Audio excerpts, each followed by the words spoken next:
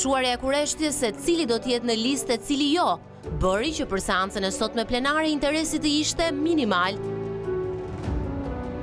Kryetarët e partive vendosën dhe pakënaqësitë ishin evidente, por jo të gjithë i artikuluan me zë. Nga socialistët e 2021-shit, 24 nuk do t'jenë më. Rama i zëvendësoi me deputet të rinj, kryetar bashkish dhe drejtor. Vetëm 16 nga deputetët aktual u futën në listën e sigurt, që përkthehet në një mandat të sigurt. Në ekipin me të cilin do të garohet në 11 maj, janë futur 16 nga 17 ministra, por vetëm 13 prej tyre në listën e sigurt. Ministri i Brendshëm dhe Ministria e Bujqësisë do t'i nënshtrohen luftës së fortë brenda llojit në Tiranë. Ata janë mes 37 kandidaturave në listën e hapur. Në listën e hapur së bashku me Erion Braçen, Mimi Kodhelin, Fatmir Xhafajn dhe Pandeli Majkon. Në skuadrën e socialistëve janë futur dhe deputete ish deputet të PD-s, PD-s e Partisë së Lirisë. Më besnikët në krye të listave ishte parimi i Sali Berishës që edhe pse kishte organizuar primaret, shmangu totalisht disa nga më të votuarit në këtë garë të brendshme, siç ishte edhe dashnor Sula në Elbasan dhe Hysen Kadiu në Tiranë, por vend të sigurt morën 4 aleat të Partisë së Lirisë, Mesila Doda e PD-ju, Fatmir Mediu i Partisë Republikane, Artan Luku i ambientalistëve dhe Vangel Dule i PBD1. Vetëm 19 nga deputetët aktual demokrat janë në zonën e sigurt. Jorida Tabaku dhe Dhurata Çupi janë në listën e hapur, ku përveç me socialistët do të garojnë edhe brenda llojit, ndërsa 11 deputet nga të tanishmit nuk janë fare në listë, por rikthim në parti me mandat të sigurt ka për Jozefina Topallin e Iglit Carën. Ndryshe nga socialistët, diaspora nuk do të ketë përfaqësim në listën e demokratëve. Mbetet për të parë se cila nga këto skuadra do të arrijë të bindë më shumë shqiptarët t'u japin votën në 11 maj.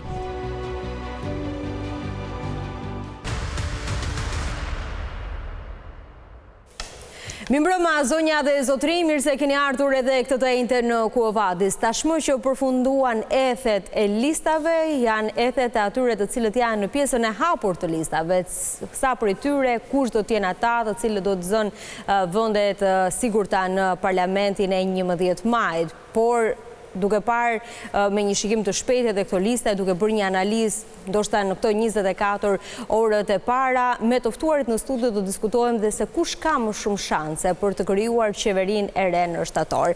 Për të diskutuar për këtë çështje sot me mua në studio është bashkuar Armir Shkurti, gazetar MCN Televizion. Mirëmbrëma Armir, faleminderit shumë që je në Quo Vadis. Arbër Hitaj, gazetar Reportëvon, mirëmbrëma Arbër, faleminderit shumë që je në Quo Vadis. Ardit Hoxha, gazetar Euronews Albania, mirëmbrëma, faleminderit shumë që je në studio. Besar Xhaferi, kandidati PD-s, mirëmbrëma, kryetari i Forumit Rinor të Partisë Demokratike, shumë kënaqësi. E presim pas pak na bashkohet edhe Igli Cara, gjithashtu kandidati i Partisë Demokratike në qarkun e Durrësit, sikurse do të kemi mbrëmjen e sotme edhe disa lidhje me korrespondentët tanë në rrethet kryesore, në qarqet kryesore të vendit për të kuptuar se si është pritur në këto orët e para lista e secilës prej forcave kryesore në vend. Por nisim një herë me diskutimin në studio. Armir, në pamje të parë, njohja me listat, si të dukën? Po, më duk që ishte për X, ishte për barazim. Do me thënë, për të mbajtur statu quo. E para. E dyta... Nga të dyja palët? Nga të dyja palët. E dyta, do shta, si të është një farë mënyrë bëjmë autogol, po a ka mundësi me u zhvlefsu kjo ideja listat? Sepse ka një problem. Listat është një çështje teknike e partive. Ata që do hynë në parlament janë personat të cilët zbatojnë politikën e liderit. Forcës. Jo, shiko, nuk dua të hynë në pjesën satirike, ironike, apo me nën tekst. Kur shkojnë në parlament, grupi parlamentar, i secilës partije bindet vullnetit politik. Mirë ose keq lider, kryeministër, kryetar opozite. Kështu që kush do t'jetë nga ata, tash do ta bëj ironi, mund t'jetë nga Bangladeshi, të 3 butona do shtypin. Pra, gjithë kjo çfarë do bëjnë deputetët? Nuk janë deputetët e 92-shit. Kur neve çoheshim dhe do zgjedhim, për shembull, unë kam luftuar për të ndjerin Teodor Keko. ua çfarë figure do vëmë, sepse kishte tjetër autoritet, tjetër pozicion, tjetër mënyrë zgjedhje deputeti. Pra, gjithë kjo ethja e kësaj gjë, unë mendoj që i heq goxha vëmendje nga gjërat e tjera, sepse kryeministri është duke vazhduar betejën e tij dhe ka sipas manualit e ka të shkëlqyer. Pra, ashtu siç e kanë përgjithsisht autokratët, ka krijuar një ideal që është Europa, ka krijuar një armik që është Moçali dhe ka krijuar dhe heroin që është ky, i cili do të na marrë, do të na fusë në Europë. I vetmi program që ka Edi Rama deri në këto sekonda është do t'ju fusë në Europë. Dhe populli po pret, nuk ka më as spitale, as rrugë, as gjë. Ndërkohë, opozita ka të gjitha pjesët e opozitës. Të gjithë ka nga i program, po që është program modern. Pra, duke sikur gjërat po shkojnë mirë në këtë vend dhe duhet përmirësu sistemi. Unë ju kam thënë në këtë studio dhe në çdo studio tjetër, unë jam për të përmirësuar sistemin. Gjë që këto zgjedhje dhe këto lista nuk e bëjnë.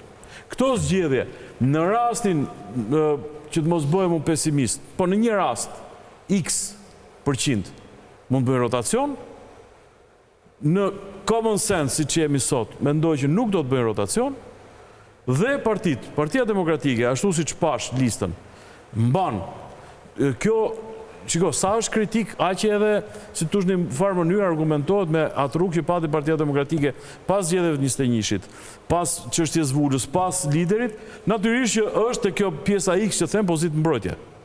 Sepse nuk është... Po do fiton me këtë listë apo jo, në 11 maj? Shiko, nuk është puna a fiton me këtë listë, nuk fiton lista. Nuk fiton lista. Nuk fiton lista, fiton fryma, fiton organizimi të gjithë partisë, pra nga militanti thjesht në pikat fundore të vendit deri te kryetari këtu. Partia Demokratike vjen jo me organizimin e Partisë Socialiste që ka 12 vjet pushtet dhe njeh çdo qelistë, çdo kafshë shtëpie të banorëve. Ardit. Po t'i shohim në panoramë të gjerë të dyja listat si të Partisë Socialiste dhe të Partisë Demokratike kanë dallime shumë të mëdha. Nëse tek Partia Socialiste ka pothuajse një rinovim, nuk e di sa përqind, 80 apo 90%, nuk di ta them nëse është i detyruar apo ka ardhur momenti që zoti Rama ka menduar që një lloj rifreskimi dhe një gjak i ri në Partinë Socialiste ishte i nevojshëm në këto momente pas 3 mandateve qeverise. Nëse kjo do të ndodhte dhe Partia Socialiste do të arritë marrë mandatin e 4, ndoshta do të ishte hera e parë ose dhe një rast i veçantë në Europë që një parti arrin të rigjenerohet, të riformatoj përbërjen e saj parlamentare dhe qeverisë duke mos kaluar në opozit, pasi më e zakonta ndodh që partit konsumohen në pushtet, dalin në opozit dhe aty nis procesi i riformatimit dhe prurjeve të reja. Është PD-ja lista e PD-s një parti e riformatuar në opozit? Ndërsa tek Partia Demokratike... Se kishte shumë nga ta, madje edhe Tauland Balla ditën e sotme tha në parlament, ju tha keni të njëjtën përbërje që keni pasur kur humbët në 2013. Kjo është pretendim politik i zotit Balla. Prandaj them, në këndvështrimin tënd ka? Nuk është i njëjti grup parlamentar i 2013, sigurisht nuk ka ndryshime shumë të mëdha. Dhe kjo është tek ajo pjesë e kritikës që mund të bëjmë tek Partia Demokratike, ama duhet të ketë edhe në konsiderat se është shumë e vështirë për një parti kur është në opozit të largoj apo të spostoj njerëz që duan të qëndrojnë ende në politik, se sa kur jenë në majorancë. Pse e them këtë? Është shumë e thjeshtë. Tek Partia Demokratike ne i kemi me largimet apo në vendimet e zotit Berisha për të mos rikandiduar deputet, mund t'i numërojmë me gishtat e duarve. Janë shumë pak. Ndërsa tek Partia Socialiste nuk mbaron lista. Kur them nuk mbaron dhe nuk mbaron është e pafundme. Janë mbi 20 deputet të cilët ose kanë pak shanse për të qenë deputet në shtator ose nuk do jenë, është e vendosur që nuk rikandidojnë. Dhe çfarë ndodh? Tek lista e Partisë Socialiste i pyesnin të gjithë deputetët me radhë sot duke hyrë në parlament dhe thoshin jam shumë i kënaqur që zoti Rama nuk më ka vendosur në listën e kandidatëve për deputet. Është kod omertaje. Dakord, mund ta marrim edhe kështu. Ndërsa tek Partia Demokratike ne kemi parë që një deputet shkon tek listat e kandidatëve të tjerë, pastaj ca që nuk pranojnë listat e hapura. Është pak më e ndryshme. Ishte sinqert kjo që nuk janë të mërzitur? Jo, dhe kur shkojnë burg të mërzitur. Edhe kur shkojmë burg nuk mërzitëm. Vetëm të fitoj partia. Fitoj partia. Ta dëgjojmë dhe Arbrin, sepse Kastile orientova kështu që dëgjojmë 3 komentet e gazetarëve më pas Besar timi bashkë. Shiko, ta fillojmë nga ata që ndoshta trumbetuan më shumë procesin e përzgjedhjes së kandidatëve. Primareve. Pra që ishte modeli i primareve. Që ishte filtri i parë për të kaluar pastaj të filtrin e dytë, i cili do kishte edhe një filtr të tretë. Qartësi për mua primaret u rrëzuan. Nuk e se u rrëzuan për mua, po u rrëzuan për votuesit që kanë votuar Dash Sulën, një nga më të votuarit, zonjën Tabaku, zotin Kadiu në Kavaj, pra nuk u respektua parimi. U vendos parimi që kush del nga primaret më të votuarit duhet jenë paktën në listë të mbyllur. Ska qenë parim. Dhe, po parim demokratik. Shumica voton. Parimi pretenduar. Po dakor, shumica voton dhe shumica zgjedh. Kjo nuk u respektua. Unë prisja, të jemi sinqert, prisja më shumë të rinj si Besarti. Në listë të mbyllur. Ishte një departament brengejn, nga i cili ishte ndoshta e vetmja risi që ka patur Partia Demokratike në këto 2 vite, 3 vite në krye, të cilës ka qenë zoti Berisha dhe nuk është asnjëri në lista sigurta. Pra, bëj një krahasim herë në fundin kur Partia Demokratike ka ardhur në pushtet, kopi famshëm 2004 dhe pastaj pasoi me 2005. Nuk ka asnjë të ri në listat të sigurta i cili është një prurje e re në PD. Pra, unë nuk shikoj risi. Është Besarti. Besarti ka një karrierë tashmë në politikë, po e thash, Në Shkodër zoti Hoti. E quajta, por në mas nuk ka. Nuk ka ata që do jenë vërtet korpusi politik i Partisë Demokratike në shtator legjislaturë e re. Automatikisht unë nuk e shikoj një listë e cila është vërtet për ta tronditur, për ta lëkundur të majtën, e cila synon mandatin e 4 dhe sipas sondazheve po shkon më sigurt. Pra unë do doja më shumë eksperiment politik nga opozita në këto zgjedhje, sepse zoti Rama ka mënyrën e tij që i zgjedh deputetët, pjesa më e madhe janë një pjesë që nuk janë me kontribut në PS, një pjesë të panjohur, pra dihet një model, por gjithsesi është model fitues deri tani. Antipodi kush është? Antipodi është që ti bën proces transparent, fut të rinj të talentuar, si Besi, si Tedi Kopliku, Mustafaj, pra shumë të rinj të talentuar. Ku janë? Asnjëri nuk është në listë sigurt. Si promovohen të rinjta? Është kjo rruga e dur për të ricikluar apo për të pastruar? Unë them që jo. Jemi në riciklim, nuk jemi në pastrim. Dhe janë qartazi, mjafton të ndiqni deklaratat e atyre që dolën të parët në lista. Unë s'po shtoj asnjë nga vetëimi në listat e primareve që janë tërhequr. Pra ka një mosbesim të madh edhe nga ata që kanë fituar në primare për të qenë lista të hapura. Atëherë pse vjen ky mosbesim? Sepse mungon fryma. Mungon fryma vërtet që do ndryshojë dhe do ketë rotacion në 11 maj. Automatikisht pastaj vijnë të tjerë, mungesa e frymës çfarë sjell? Sjell dekurajimi çfarë sjell? Jo optimizëm të madh në zgjedhje dhe në fund fare kush është rezultati? Do ke surpriza, në 2 muaj do ke surpriza, mendoni ju? Asnjë nuk thot sot që do ke surpriza. Prandaj unë prisja që të ishte në lista më cilësore nga opozita. Mund më thot dikush çfarë kontributi ka zoti Flamur Noka, në PD. Zgjedhjet e fundit ka marrë 5000 vota. Gati 30 vjet kontribut. 5000 vota në zgjedhjet e fundit. Po mirë, dhe zoti Sheu ka kontribut. Kontribut quhet për? Dhe është kontribut i jashtëzakonshëm 30 vjeçar, por në listat hapura asnjëri nuk ka shkëlqyer. Edhe po të shikosh numrin e votave, 5000 vota kanë marrë në zgjedhjet e kaluara. Pse Flamur Pra njësia mace nuk ka dalë të 10 më të votuarit. Jo, 5000 vota e ke. Po pas 10 më të votuarit Tirani. Po keq akoma. Duhet thysh pragun, po them të 10 më të votuarit pastaj. Më keq akoma, ka qenë shumë pak i votuar me 5000 ca vota. Ndërkohë që vota e Luciano Boçit nuk po them gjë. Është një votë e merituar mbi 8000 vota në Elbasan, që ekuivalenti i asaj në Tiranë mund të ishte edhe 12-13000 vota. Pra, përse këta njerëz duhet të jenë në lista të mbyllura dhe përse nuk duhet të jetë një i ri? Kush është suksesi i tyre? Kush është njësia Mace? Pra njësia Mace po them zotin Tritan Sheu, asnjë gjë personale. Shumë respekt si individ, njëri me kontribute. Mandatin e sajt e ka. Por matja suksesit të tij politik cila është? Në 4-5 bashki që ka Qarku Gjirokastës nuk ka fituar asnjë. Në zgjedhjet e kaluara u mor një mandat. Në zgjedhjet e 2020. Ishte rezultat. Tani Përse duhet të jetë prapë? është një nga qarqet që ka fituar mandat. Ne në 14 maj 2023 6 bashki në lanë me fitu. Duhet fiton të përgjithsisht Gjirokastra 2-2 është ndarë. Tani shkojmë në mandatet e... Do shkojmë në Vlorë.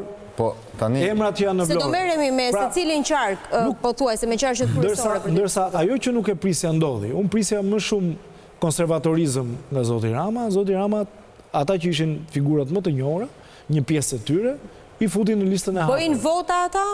Jo, të rinjë që janë në pjesën e mbyllur, po dhe një pjesë e madhe është në Partinë Socialiste. Po patjetër që nuk bëjnë vota, kjo është e sigurt, sepse janë njerëz që nuk njihen, ose mund marrin votat e strukturave të partisë, por kjo nuk mjafton që të vish pushtet. Dhe kjo është dhe një kritik tjetër që shkoi dhe te opozita. Kë njerëz vetëm politik, nuk ke një njeri nga jashtë. Pra ti je brenda oborrit të militantëve, i kërkon militantit, por shkon dot përtej që të fitosh zgjedhjet. Elektorati ngri. Që të fitosh zgjedhjet duhet kalosh përtej gardit tënd. Ai ka shkuar me këtë listë, hapeni shikoni asnjë. Njerëzit më radikal, njerëzit më agresiv dhe në retorik, përjashtim Besit edhe elemente të tjerë, janë në listat e sigurta. Tani si do ta bëjnë për vete, madje ata kur flasin duket sikur ja kanë përbosh njerëzit që si japin votën. Se kaq të egër në retorike, kaq të vrazh janë, sa duket sikur është faj njerëzve që si votojnë. Prit më njëri. Nuk fitohet kështu, mendoj unë. Besim, dëgjove 3 analiza të shpejta të gazetarëve. S'pari urime edhe pse besoj që nuk është se kishte ndonjë surprizë ditën e djeshme, sepse dihej të paktën se kush do të ishte në listën e mbyllur të paktën të qarkut të Tiranës. Por a u zhvlerësuan primaret në fakt? Shiko, procesi primareve është risi. Pra, për herë të parë u bën në 6 mars të 2022-shit, për herë të dytë u bën për 14 majin e 2023-shit, dhe për herën e tretë u bën për 11 majin e 2025-s. Kur ishte gara për kandidat për bashkishe, shumë kollaj. Ai që merr më shumë, madje rregulli do të marri 50+1%, që shkuan dhe në balotazh. Do dilte për të garuar për një post që është kryetari i bashkisë.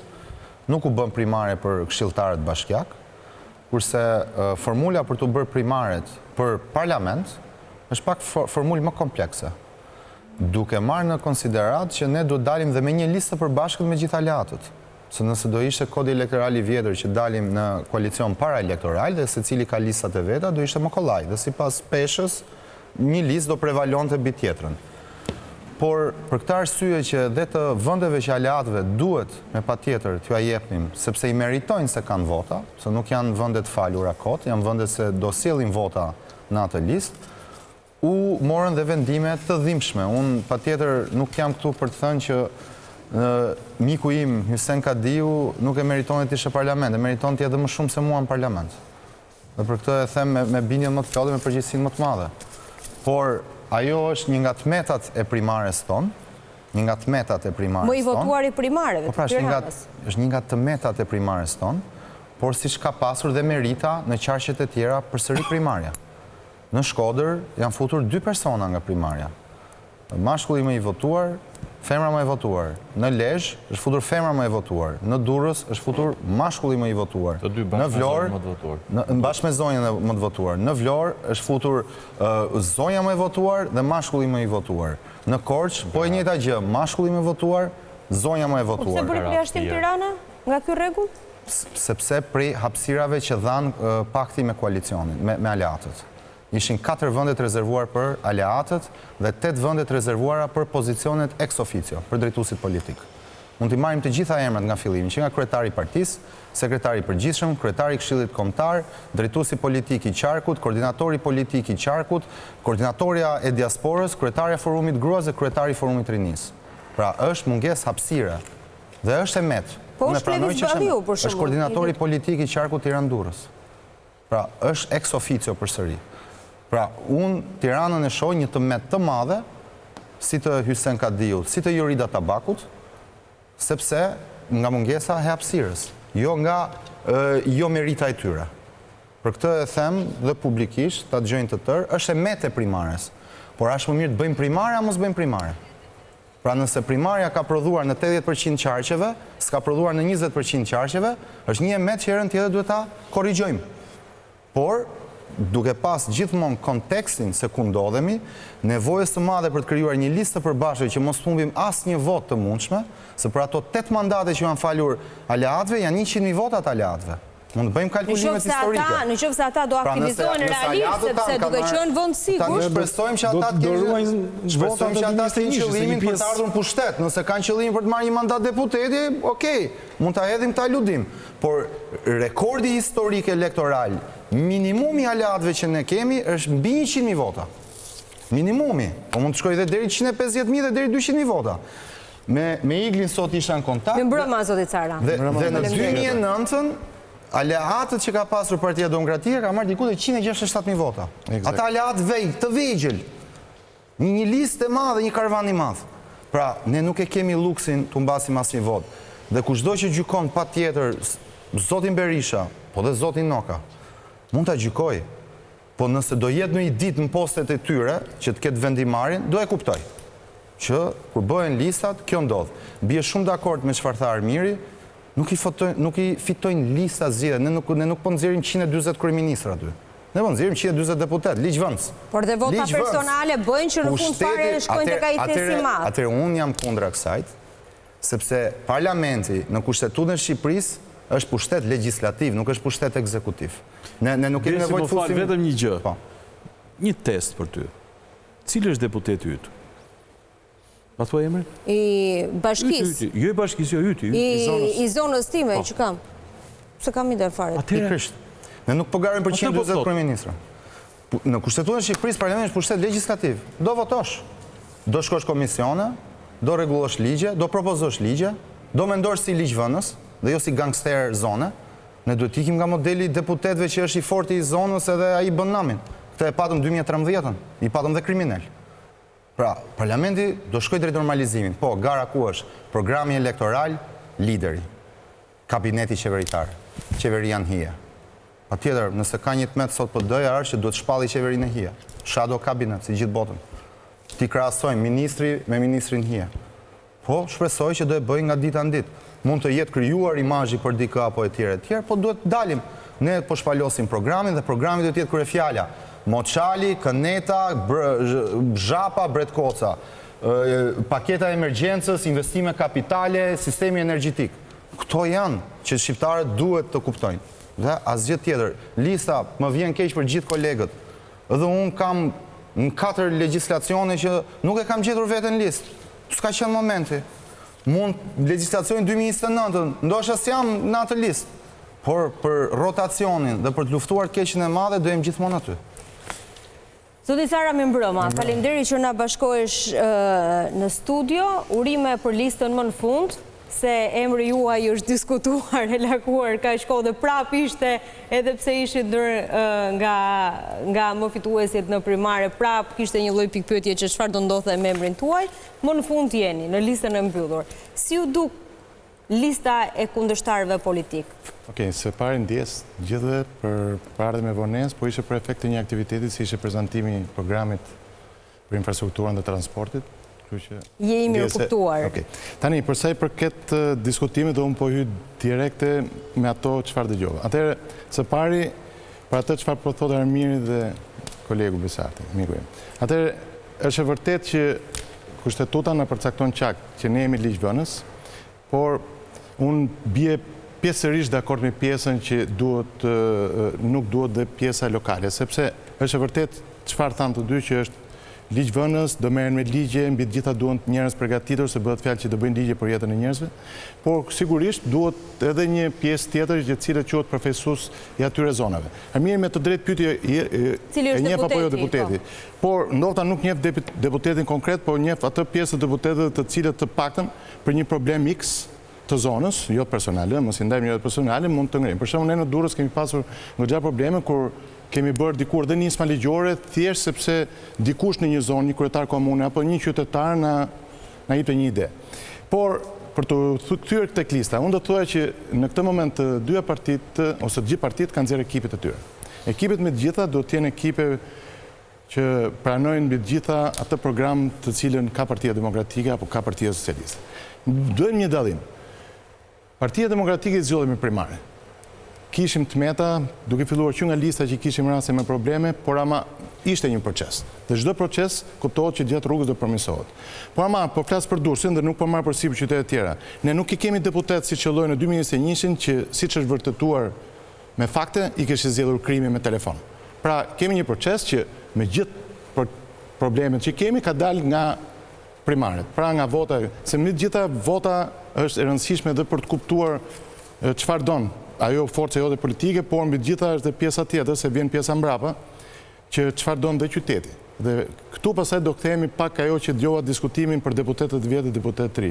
Unë jam plotësisht dakord që ty në trim politik, por ama opozita nuk e ka kur luksin që të bëj prova në kurrit shqiptarëve. Do futet me ekipin që është I provuar duke rrezikuar dhe me ekip të ri. Por në qoftë se ai ekip I provuar ka dështuar në disa palë zgjedhje? Jo, nuk ka dështuar dhe unë këtë do ta them. Neve kemi zgjedhjet e 2021-shit. Aty ne do I referohemi, po flasim për zgjedhjet parlamentare. Në zgjedhjet e 2021-shit, nëse politika e opozitës do t'ishe e qartë, ne sot do kishim 4 mandate më shumë se Partia Socialiste. Pra, nuk ishte se ne u dënuam nga vota, u dënuam nga skema që zgjodhëm. Se alati ju ndoli I veçantë, ikën 70.000 vota, minimumi po themi 5 mandate. Kjo na bëri që ne të jemi në opozitë. Por nuk është ky problemi. Problemi është që ne kemi treguar që po përgatisim një ekip të rish. Por ama ka dhe një diçka tjetër që nuk mundet të rrezikojmë. Për shembull, t'ju them diçka, nëse kemi kohë këto 2 muaj ose nëse duhet të bëhet shumë përpara. Mos harrojmë që në 2019 ne patëm një shkëputje edhe nga pushteti lokal, në Krymgar. Kjo atëherë ju ndofta, nuk e dini, po në perceptimin tim bëri që ndjeu një bushtik më të madh sepse realisht shpeshherë politikanët e një force politike dalin pikërisht nga politikat lokale, në fillim të Këshillit Bashkiak të gjitha. Ne patëm 4 vjet një shkëputje totale. Pa llogaritur problemet që patëm si opozitë 4 vite dhe të gjitha. Unë jam dakord me ju, por mbi të gjitha veri diçka. Fakti që të gjithë ju këtu, miqtë e mi, merrni me opozitën tregon mbi të gjitha së pari dhe atë dëshirë të brendshme që të keni që Rama duhet rrëzohet dhe duhet të kemi një opozitë fortë. Unë shoh që të gjithë emisionet merren pikërisht me këtë temë. Pra tregon që pavarësisht defekteve që ne kemi, që unë nuk I mohoj. Jo, do flasim por tregon ama që të gjithë duan një opozitë fortë. Dhe kjo është treguesi mirë, pavarësisht gabimeve tash që ne kemi. Dhe mbi të gjithë janë të bindur që kjo majorancë duhet rrëzuar. Patjetër, sepse nuk bëhet fjalë që do vim ne në pushtet apo jo. Mbi të gjitha do shpëtojnë shqiptarët. Sepse bëmë atë kësaj qeverie, pavarësisht defekteve tona, nuk krahasohen fare me 2013-ën. Të ulet dikush dhe të flasi me mua në çdo lloj fushe. Nga arsimi, nga shëndetësia, nga ekonomia, më thuj një fushë të cilën Rama ka bërë ato çfarë ka premtuar, një fushë me tregues që është më mirë se ne, të gjithë treguesit I ka negativ. Dhe këtu e dëgjova ku po hyja, ku thatë që tani ai flet një teori do të çojmë Shqipërinë në Europë. Shqipëria nuk ka nevojë mbi të gjitha të shkojnë në Europë. Shqipëria ka nevojë për miqënie, të kthehet normalitetit, kthehen njerëzit se jemi boshatisur, kemi një popullim të frikshëm që armia dhe miqtë e tij e kam dëgjuar ta thonë shpesh, ne nuk po kemi më Shqipëri. Dhe këtu diskutohet, po duhet të ishte ky deputet apo jo. Këtu mbi të gjitha duhet diskutohet një gjë. Duhet largohet Rama. Unë nuk po them që duhet të vi Igli në pushtet apo tjetri. Ky njeri duhet largohet, është e keqe e madhe e këtij vendi. Dhe nëse nuk do ta kuptojmë tani, 4 vjet do të jenë shumë. Nëse René Dorim I takon të jetë Flamur Noka apo Ili Cara apo Besar Xhaferi, kjo është një diskutim I cili nuk na çon aty ku duam. Unë nuk thash që duhet vim ne patjetër se ndofta shqiptarët nuk do, por ama një gjë është e sigurt. Rama duhet largohet. Po mirë, pra qytetarët, ai qytetari Igli ndjes që të ndërpresë, ai qytetari elektorati gri. Sot pse duhet që unë të votoj, domethënë ai nuk do të votoj Ramon, po pse duhet ju votoj ju, sepse vetëm retorika na votoni ne vetëm që të heqim Ramon, nuk ngjitet qytetarët. Jo, nuk e thash këtë. Atëherë së pari programin kush do ta zbatoj? Prandaj njerëzit janë shumë të rëndësishëm proces. Çdo forcë politike ku hyn në zgjedhje ka një hipotekë të kaluar. Apo edhe Partia Socialiste e ka më të freskët, sepse duhet të japi diçka. Dhe kjo është pikë së pari ke besueshmëria. Kur të thash që në çdo raport ta krahasosh me qeverinë me gjithë problemet që mund kemi pasur, nuk krahasohet. Por mbi të gjitha, ndryshe nga Rama, që deri tani nuk ka asnjë pikë programi dhe ju jeni dëshmitar, vetëm me parulla është, Moçali dhe do të çojmë Shqipërinë në Europë. Ne kemi për rreth 1 muaj gjysmë 2 muaj që po shpalosim programet me gjithë departamentet. Kuptohet që akoma s'ka përfunduar se mund të ketë akoma pasurinë programe, por ama kemi një ide. Kemi çfarë do bëjmë me ekonominë. Rama është në për inaugurime çdo ditë, nesër ka një tunel të radhës për ta, por pra inaugurimi nuk është program. Që është shëmbur 4 herë. Jo, janë punë të realizuara, që ai thotë janë punë të realizuara. Dëgjoj, të lesh të gjitha për të bërë inaugurime në kohë fushate është gjëja më e thjeshtë që mund të bëjë një forcë politike. Por ama, po të shihni çfarë ka bërë në këto 4 vite, do them që është shumë pak. Mos harrojmë që kemi një buxhet i cili shkon shumica shkon shpenzime operacionale, kapitale, për pikërisht për kështu. Dhe po të shohim, ne kemi një çbërje, mos harroni se ne shpesh harrojmë diçka të madhe, që ky vend po i falen dhe pasuritë publike. A mjafton kjo një arsye e madhe që pasuritë publike të vendit që se ka bërë Asen Beroqa po i falen tuajve? Tu kam rastin e portit Durrësit, më që jam nga Durrësi. A ka gjë më të madhe të falesh pasuritë 3 miliardë euro dhe 2 miliardë euro tjerë, 5 miliardë euro në kurrë shqiptarëve? Ku? Në çfarë? A keni dëgjuar ju që aty po blen, dhe a keni dëgjuar me që jemi palë, ne kemi 33%, të më thot kush janë blerësit? Po si ka mundësi? Pra, ta ka pasi element për të kuptuar se por ama do të dalim te bujësia? A kemi sot një shpopullim? Mirë, okay, që të ngelemi kryesisht te Glirta sepse jemi në gjithë Shqipërinë. Arbri, se dua fillimisht të bëj një lidhje me korrespondentin e Durrësit, meqense kemi edhe zotin Cara në studio për ta kuptuar se si është pritur në qytet, edhe këto publikimet e listave. Alex Kalema, si më mbrëma? Më mbrëma. Kemi gati 24 orë që nga momentin që janë publikuar listat e forcave kryesore në vend. Cilat kanë qenë impaktet e para? Janë surprizuar, ka pasur surpriza për këto lista, kishte emrat veçantë të cilët dëshironin qytetarët që të ishin apo u surprizuan që ishin aty, si janë? Atëherë, siç thatë edhe ju, ka vetëm 24 orë që janë publikuar listat dhe me një farë mënyrë pritëshin disa prej emrave, ashtu si ka dhe emra që nuk pritëshin dhe ka pasur rezerva, sidomos nga Partia Socialiste ka pasur emra që nuk pritëshin, nga ana tjetër pritëshin kandidatë të tjerë që mund të ishin në lista, mund të ishin edhe tek pesja e parë, por gjithsesi është akoma herët për të dhënë një opinion të qartë se si janë pritur listat, sepse tani thjesht sa janë publikuar listat, shtabet kanë filluar të organizohen kandidatët dhe do të jetë një garë. Por ajo që do jetë, mendoj, interesante në Durrës është janë kandidatët tek lista e hapur, sepse aty do të fokusohet dhe gjithë lufta dhe përpjekja e tyre për të marrë sa më shumë vota dhe siç dihet ka ndryshuar kodin zgjedhor dhe i bie që kush merr më shumë vota në këtë pjesë të listës hyn automatikisht. Nga lista e hapur e Partisë Socialiste, kë shikoni, apo ku shikohet në qarkun e Durrësit si më favorit, deri tani, Alex? Mund të flasim për emrat të cilët gëzojnë një lloj populariteti? Për mendimin tim dhe çfarë flitet në kampin e majt, domethënë janë 3 kandidatë tani, Dyrmishi, Arken Balla, Etleva Budini, Entela Hoxha është një tjetër emër që është shkuar për herë të parë. Kemi dhe deputetin aktual Erion Meka, i cili ka pak kohë pak që është bërë deputet. Janë gjithsesi emra që pretendojnë dhe filet që do të luftojnë fort, sepse në fundit kemi, duke referuar zgjedhjeve të kaluara, Partia Socialiste ka 8 deputet në Durrës dhe nëse do të rritet ky numër ose do pakësohet ose do të thri aty përsëri ka pretendime dhe gara do jetë fort besoj.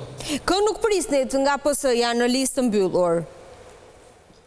Në listë të mbyllur sigurisht është emri i deputetes që ka ardhur nga Dibra, Aurora Mara, që nuk pritej. Ndoshta personat që janë të lidhur me Partinë Socialiste e kanë ditur e kanë mësuar këtë fakt, po për opinionin e gjerë nuk pritet ky emër. Po emri Ilir Ndraxhit? Si është pritur në... Ka qenë deputet dhe është vendosur në listë të hapur. Nga informacioni që kam unë, ai nuk ka pasur pretendime që të ishte edhe për një mandat tjetër deputet, por gjithsesi ka pranuar të kandidojë të hyjë në listë të hapur. Lista e Partisë Demokratike. Lista e Partisë Demokratike është ajo që pritet tek pesja e parë të paktën.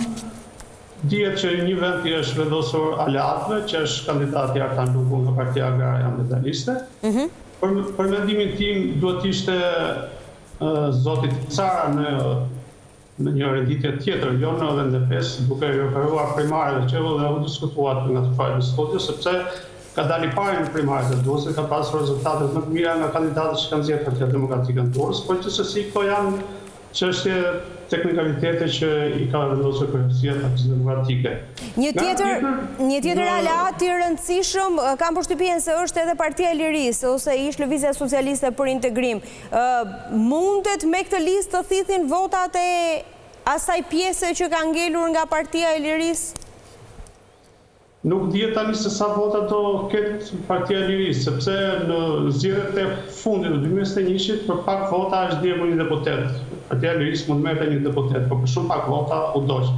Gjithsesi, nëse ata do të jetë kompakt dhe të mbajnë këto vota, është një ndihmë goxha e madhe besoj për Partinë Demokratike që në këtë rast bashkohen votat dhe sigurisht që mund të arrijë një rezultat më të mirë.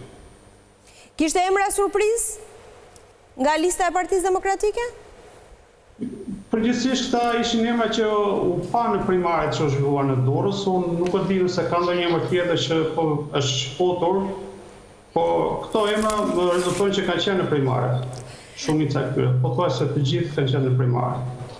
Aleks, edhe diçka, forcat e reja politike, kishte emra të fortë në qarkun e Durrësit mes emrave të bërë publik që mund të marrin vota, dhe këtu i referohem Nuk besoj se ka nga forcat e tjera, nga koalicionet e tjera, mbetet për të parë, nuk kam informacion në fakt për partinë që drejtohet, për koalicionin që drejtohet nga zoti Lapaj, se çfarë kandidatë që kanë Durrës, por këto të tjerë që kanë parë nuk më rezulton tjetë në një emër i njohur ose që të ketë ndikim dhe që të ketë fuqi për të mbledhur vota në Durrës. Po nga Partia Social-Demokrate?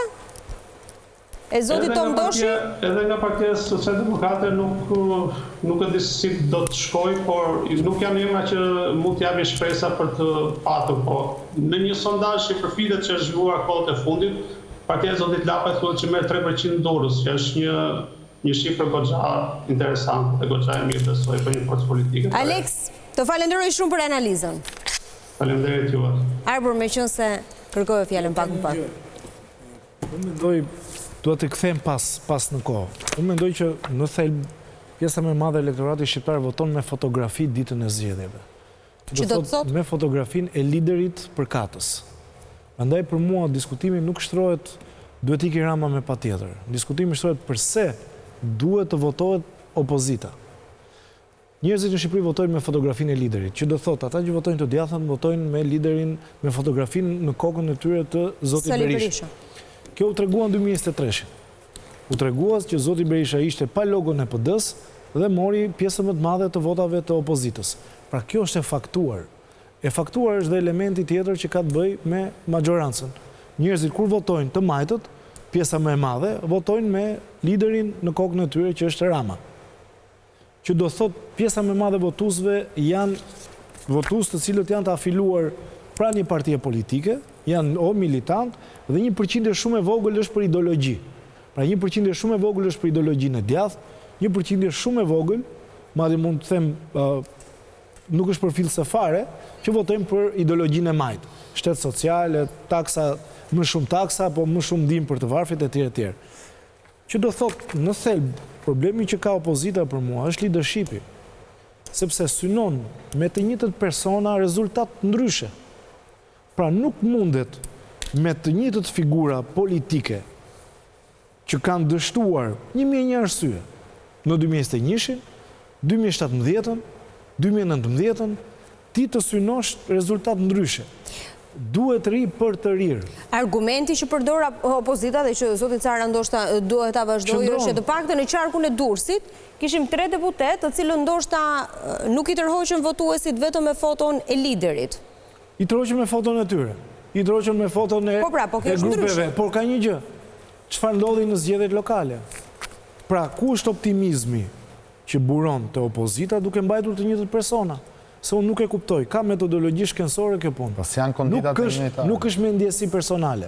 Pra, është Iglicara në lista sigurta. Pas janë kandidatë të njëjta. Sepse merr tani jemi të sinqert. Pra, është Iglicara në lista sigurta sepse ka vota pa komisioner. Por më fal, të tjerët kanë vota, sepse si është opozita sot do jetë qeveria nesër.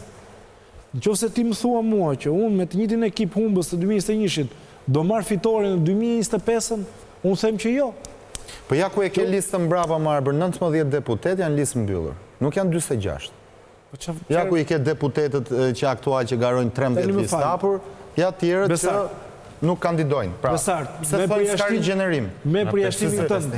Me përjashtimin tënd. Si duhet rigjenerosh? Të rigjenerosh 100% apo të rigjenerosh? Me përjashtimin tënd. Kush janë risit që ka Partia Demokratike në këto zgjedhje, ndryshe nga 2005 kur ka rënë pushtet për e të fundit? Sa dush. Më thuj. Ivi Kaso. Ivi Kaso po është ish drejtues. Po ka qenë jo, po prit. Ivi Kaso ka qenë drejtor në kryeministri. Po lërë më po them politikan. Kjo është punuar në administratë. Edhe Erbil Lykbashi. Erbil Lykbashi. Po ka qenë pjesë enturazhit, ma po lërë me enturazh ka qenë punonjës e Republikës së Shqipërisë, po jo politikan. Ka marrë 3500 vota. Po ka qenë OSB Odirit, po. Jo, 2021 ka marrë 3500-3700 vota. Pse me 3700 vota do të... Lërë me këto fakt gjua, pa tjetër më se nuk ishte... Nuk ishte Abdyllet nga mbrapa o Erbil. Besi, kush do ta tërheqi karrocën për vota? Kush do t'i marri votat në terren? Pa tjetër që jo Abdyllet. Leadershipin nuk t'i merë. Leadershipin nuk t'i merë se është i konsumuar. Sepse sa po thej që shkojnë votojnë me foton e liderit, por votojnë dhe me presionin e bandave. I kemi këto faktuara në Shkodër. Po në 14 maj i kemi faktuara në Shkodër me kamera. Për mua kjo është një talje dhe një fatalizm. Edhe me foton e liderit, edhe me ideologi. Mos e bëni këtë gabim, se kjo është një fatalizm dhe një talje që i bëni demokratëve. Po ne garantojmë qytetarët që nuk do jetë situata po njësoj. Si do ta garantoni që s'do jetë njësoj? Nuk kemi një ambasadë amerikane që sulmon opozitën, nuk kemi një ambasadë amerikane që një zgjedhjet, nuk kemi një ambasadë amerikane që viso Edi Ramës bëjt çdo gjë për të fituar Shkodrën. Dhe nuk kemi një ambasadë amerikane që pranon zgjedhjet para raportit OSB Odirit. Pra u shitën demokratët e Shkodrës, u shitën demokratët Tropojas. Po nuk blihen.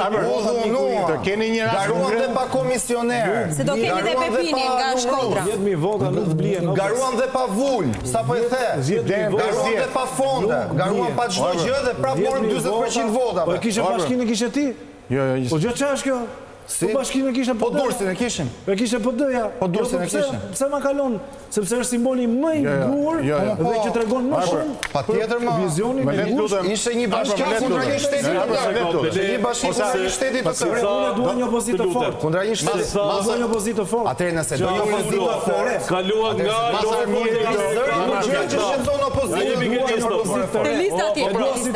Një sekondë më burse arritëm qeverin, arritëm në Europë, po prit pra se po flasim për listat. Kur jemi ke listat, ju lutem, po diskutojmë, a janë të mira listat e janë të këqija listat. Dhe diskutojmë një koncept të ndyrë në politikën shqiptare, të rinj, të vjetër. Çdo thot i ri dhe çdo thot i vjetër. I konsumuar, i pa konsumuar, i provuar, i pa provuar. I ri, dhe ky zotria këtu mund të jetë i vjetër. Se raporti kësaj pune nuk ka të bëjë me ditën kur ke lindur. Ka të bëjë me kontributin tënd politik dhe me përvojën politike. Unë personalisht në lista kam vlerësuar shumë më tepër të vjetrit, sepse janë profesionist me karrierë të pjekur dhe të rinj që vijnë me kontribut. Patjetër. Bravo. Për të hequr Besin se kemi këtu se duke sikur po i bëjmë fresk Besit, po them Belindin. Belindi, para arsi Besit, ka qenë kryetari i Forumit Rinor të Partisë Demokratike. Ka i kontribut, është i ri apo i vjetër Belindi, por mosh i vjetër. Është i vjetër, pavarësisht moshës. Janë futur të rinj për të gërshëtuar për shumë arsye për kështu. Por listat, nëse ne diskutojmë moshën, nëse diskutojmë një koncept idiot që ka kur ka hyrë pluralizmi, ti heqim të vjetrit, bim të rinj. Jo, më nuk do të heqim të vjetrit. Se tha njëri moshën. Androti vdiqin karike. Suksesi më Trumpi nuk është të vjetrit. Moshën se tha njëri, suksesi. Me çfarë matet? A matet suksesi me rezultat? Sa vota ka kërë rezultat? Por e ka Parti Socialiste Edi Rama të lutem Edi mori një përsi kishte kosa që kishte Alga Dibra. Ja ku e ke? Është Mara Boqi. Mara që ka Alga Dibra. Një sekundë. Mirë, që të merremi vesh, është të kupton. Kjo të lutem morë buri dhe jotë. Aurora Mara. Aurora Mara, tha ideali, nuk e njeh Durrësi, ka Alga Dibra. Alga Dibra, po. Por, se unë hyke ata që, si thot, igli janë për ta dëbuar Edi Ramën, jo hequr. Por në rasti konkret, për të folur të bardhës, zezës, Edi Rama, pse ka marrë të zonjën ati dhe që kontribut ka ajo, dhe sa vota ka. Edi Ilir Meta, pse ka vën X në listë hapur, Edi Atrejatik Lapa, pse ka vën babajnë të pare në listën e Beratit. Edi kryetari, dhe kjo është pa ironi, është sepse në politikën shqiptare, demokracia brenda partisë nuk është ajo që pritet. Partitë funksionojnë dhe vula në PD, historia e vulës PD, na tregon këtë gjë, që nuk funksionon rregulli i partisë, funksionon vula, funksionojnë disa gjëra të tjera. Ju thash kur e filluam këtë bisedë, Partia Demokratike nuk ka luksin e një force politike që vjen normalisht nga zgjedhjet. Në zgjedhjet e kaluara Partia Demokratike ka patur tjetër kryetar. Dhe kryetari aktual i Partisë Demokratike thot ai e shiti, ka qenë lojë me kryetarin e qeverisë. Pra ka ndryshuar 180 gradë. Kahu? Natyrisht që do mbështetet kryetari i partisë tek një bazë caktuar, se nuk mund të Sali Berisha që ishte një vit në dritare të marrë çuna goca tret, mbushi partitë që ne themi ua lëvizi PD-ja. Jo lëvizi ne përkundrazi. Kemi kërkuar që PD-ja të mos lëvizë, se na ka lëvizur shumë PD-ja nga 2013. Të shkoj pak ke ky debati. Atëherë në fillim me Arbrin, atëherë më thotë që duan të futri. Ore, po flasim për politikë dhe për të bërë ligje. Më përmeni dy herë si Ivi Kaso që ka ardhur nga administratë. Ku ka gjë më të mirë se të vi nga administratë? Do të thotë që kupton nga ajo punë. Po si mund të marrin fare që nuk e kanë bërë asnjëherë karrierë politike, se du bëjnë ligje njerëzit, e vetë. Ashtu dhe deputetët e rinj të PS-s duhet qenë të vjetër se janë shumica atyre janë drejtora. Unë po them pikërisht për këtë. Ky kaloi edhe në politikë të gjitha. Dhe po themi, politikën mos e ndani në të vjetër në ndëri. Ndahet politika në të zot dhe jo të zot. Se bëhet fjalë që nuk do i shërbejnë vetëm forcës politike, por do i shërbejnë qytetarëve. Mos harrojmë që këto lista që ne nxjerrim, mbi të gjitha janë njerëz që do marrin votat e forcës politike, por do dalin dhe më gjerë. Një pyetje do bëj, se më thatë çfarë që ndryshon dhe me foton e liderit tha. Po prit para se fakti ka treguar që ne nuk kemi më militantët e vitit 92. Fakti ka treguar që partitë e mëdha nuk e kanë më atë përqindje që u ndatë 47 e 48 në fillimet e vet. Të kanë zbritur të dyja partitë e mëdha. Pra nuk duan vetëm forcën politike, por kanë filluar dhe gjykojnë. Unë jam kundër asaj që thoni që votojnë vetëm liderin. Jo. Ka shumë njerëz sot që votojnë jo vetëm për liderin, por edhe për program dhe për ato çfarë premton. Dhe mbi gjitha e kaluara është hipoteke, mban fjalën apo se mban fjalën. Ne kemi bërë gabime, por Rama ka treguar që s'mban fjalën, se edhe kjo është një garanci. Se nëse do thoni që këto janë politikanë vjetë, po mirë, nëse do kap Tritan Sheun, unë jam dakord që po të ishte një i ri, pse jo? Po Tritan Sheu jun ke njerëzit të cilët i ka dhënë politikës dhe ka dije për ato fushë që flet. Po.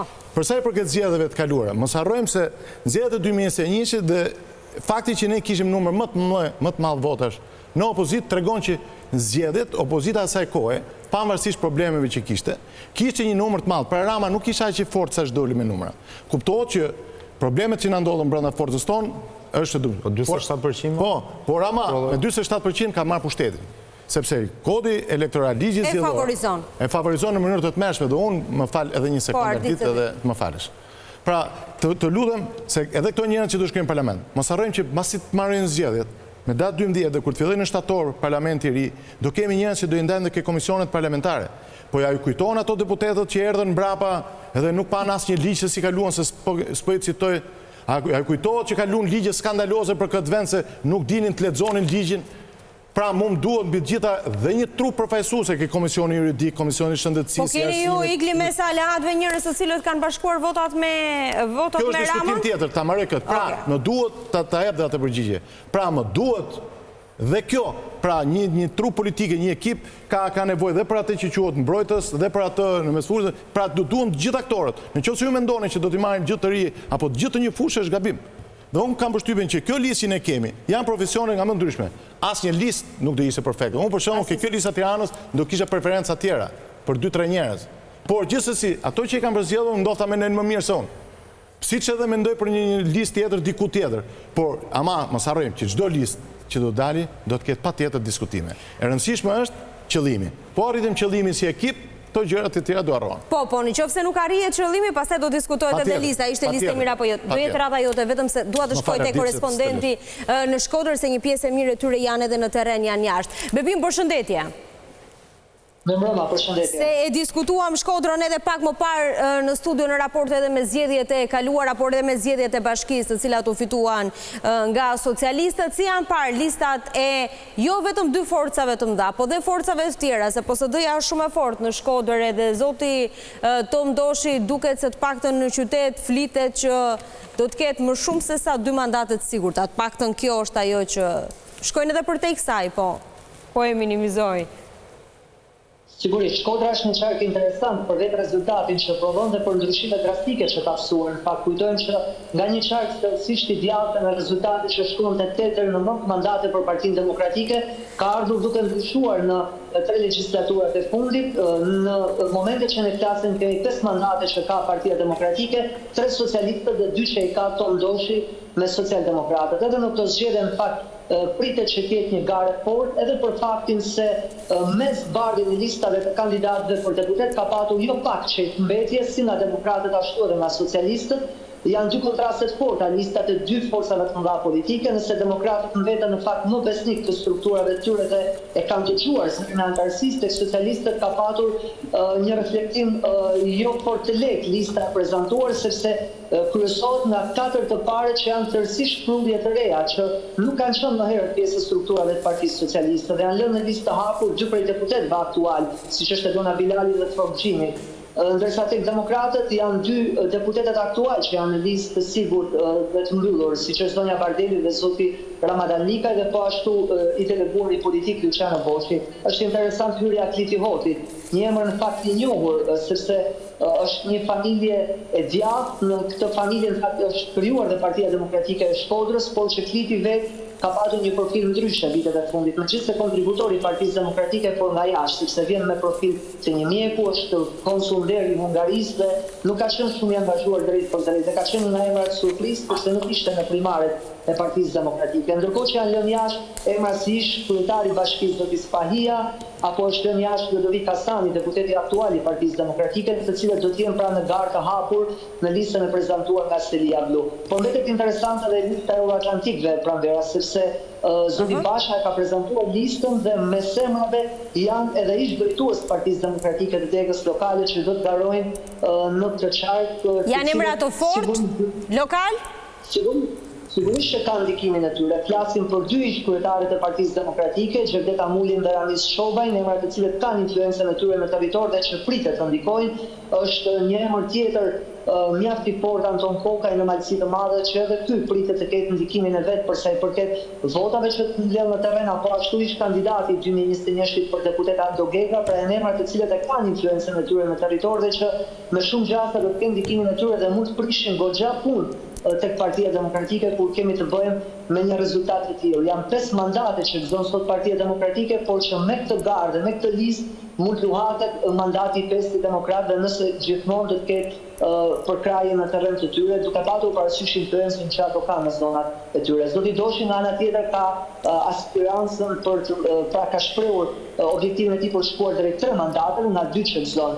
Pastaj nëse flasim për Partinë Socialiste, Partia Socialiste ka 3 mandate sot në Shkodër, çka i bie që nga lista e mbyllur Bujar Rexha të mos jetë deputet nëse do të mbetet ky rezultat, sepse Bujar Rexha është i 4-ti. Është i 4-ti, është një emër i ardhur nga diaspora në fakt, një emër i ri, i panjohur më parë nga strukturat e Partisë Socialiste të Shkodrës dhe ka qenë një emër në fakt surprizë. Ka goxha risi lista edhe për faktin se janë plot 4 emra vetëm nga Malësia e Madhe që janë pjesë e listës Partisë Socialiste, çka tregon se është luajtur goxha me influencat në territor, por edhe me tentativën për të fitur edhe votë të diasporës, sepse një pjesë e tyre vjen edhe nga kontributet dhe lidhjet që kanë për vetë faktin që një pjesë e madhe e territorit Malësisë ka emigruar në diasporë dhe synohet që të fitet edhe vota këtyre të fundit. Me këtë llogaritje e bie që Frog Gjini dhe Dona Bilali, 2 deputetët aktual nuk do të jenë më. Të paktën në këtë analizë. Dhe rrezikon edhe i 4-ti që është llogaritur si i sigurt. Duke patur parasysh edhe faktin gjithmonë mbetet faktori Doshi në lojë, sepse socialdemokratët e thanë kanë 2 mandate synojnë për 3-tin. Të mos harrojmë që Shkodra dhe sa i përket balancës politike dhe të pushtetit vendor, kemi aktualisht 3 bashkishe drejton nga socialistët dhe 2 që drejton nga demokratët, por influencën më të madhe të paktën zoti Doshi e ka në Bashkinë e Vallt të Derës, në Puk dhe në Fusharës, por edhe në një pjesë njësive administrative të Bashkisë së Shkodrës, çka mund të ndikojë drejt për drejt, sepse janë vota të majta që shkojnë tek socialdemokratët dhe që zbresin numrin tek socialistët. Janë vetëm vota të majta? Ato që shkojnë te PSD-ja të paktën nga emrat? Më së shumti janë vota të majta, të paktën nga llogaritjet që janë bërë në zgjedhjet e shkuara, në masë janë vota të majta, por zoti Doshi ka ndikuar dhe ka marrë jo pak edhe vota të djathta. Të falenderoj shumë. Bepim, për analizën që bëre. Shkojmë në pak reklama dhe kthehemi direkt në studio me Arditin.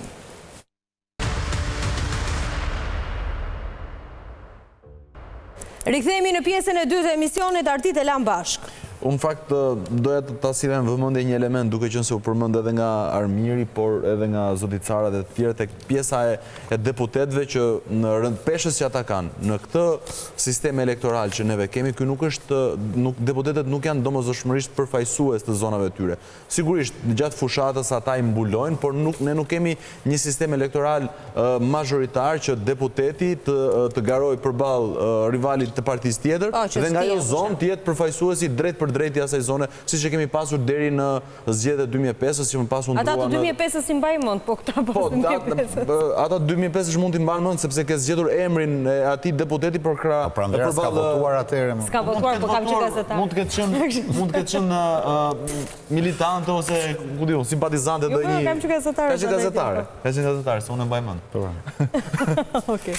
Ndërsa sistemi aktual që neve kemi në këto momente është një listë që harton kryetari duke pasur në konsiderat ato që neve tham, pra të mbuloj zonën, pra për shembull për qarkun e Fierit, të ketë Mallakastriot, të ketë Berac, të ketë Divjak. Po pra sa janë këto përfaqësuese këto lista? Pastaj do duhet që në parlament të ketë edhe ekspert për komisionin e ligjeve, të ketë edhe ekspert për komisionin e ekonomisë, të ketë edhe ekspert për komisionet e tjera, sepse ti mund të jesh një njohës shumë i mirë i zonës, që e mbulon territorin e X zone që të përfaqëson që të çon partia, por nuk e ekspertizën e duhur ose nivelin e duhur të ekspertizës për të mbrojtur një çështje apo një ligj të caktuar që të vinë në parlament dhe aq më tepër në kushtet e tanishme që është Shqipëria, që neve do na duhet që kapitujt e negociatave, ligjet që do duhet jenë të përqasura dhe në përputhje me legjislacionin evropian, kështu që është shumë e rëndësishme edhe kjo pjesë e ekspertëve që duhen në parlament, jo vetëm deputet që janë, po themi, ata kuaj që të rreqin karrocën e partisë për të mbledhur vota. Shkojmë pak edhe në një lidhje direkte me Lezhën, kam Altin Memën se mu duk qak shumë interesante edhe Lezha për të diskutuar. Altin, mirëmbrëma. Mirëmbrëma dhe juve. Faleminderit shumë që je në këtë lidhje direkte. Na trego pak më shumë për Lezhën, si u pan listat e secilës partie?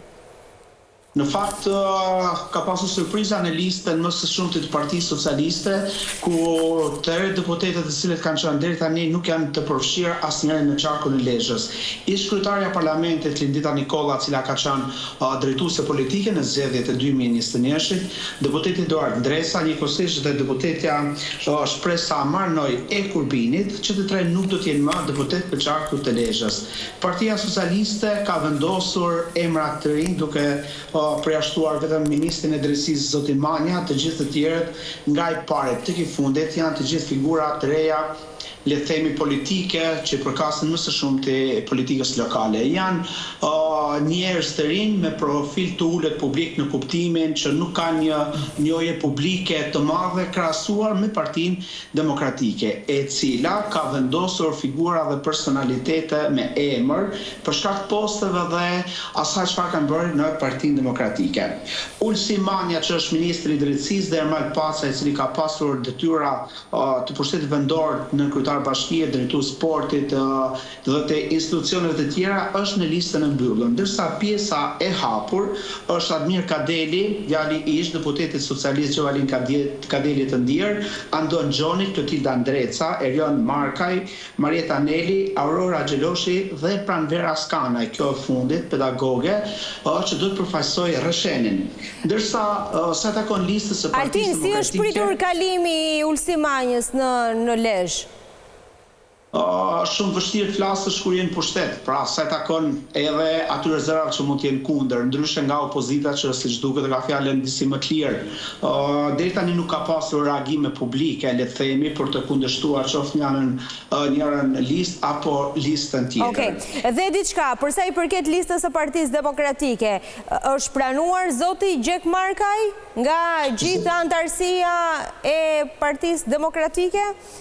Se luhet fort edhe për Gjingjoni, ish gjyqtari i cili është një emër i fort lokal.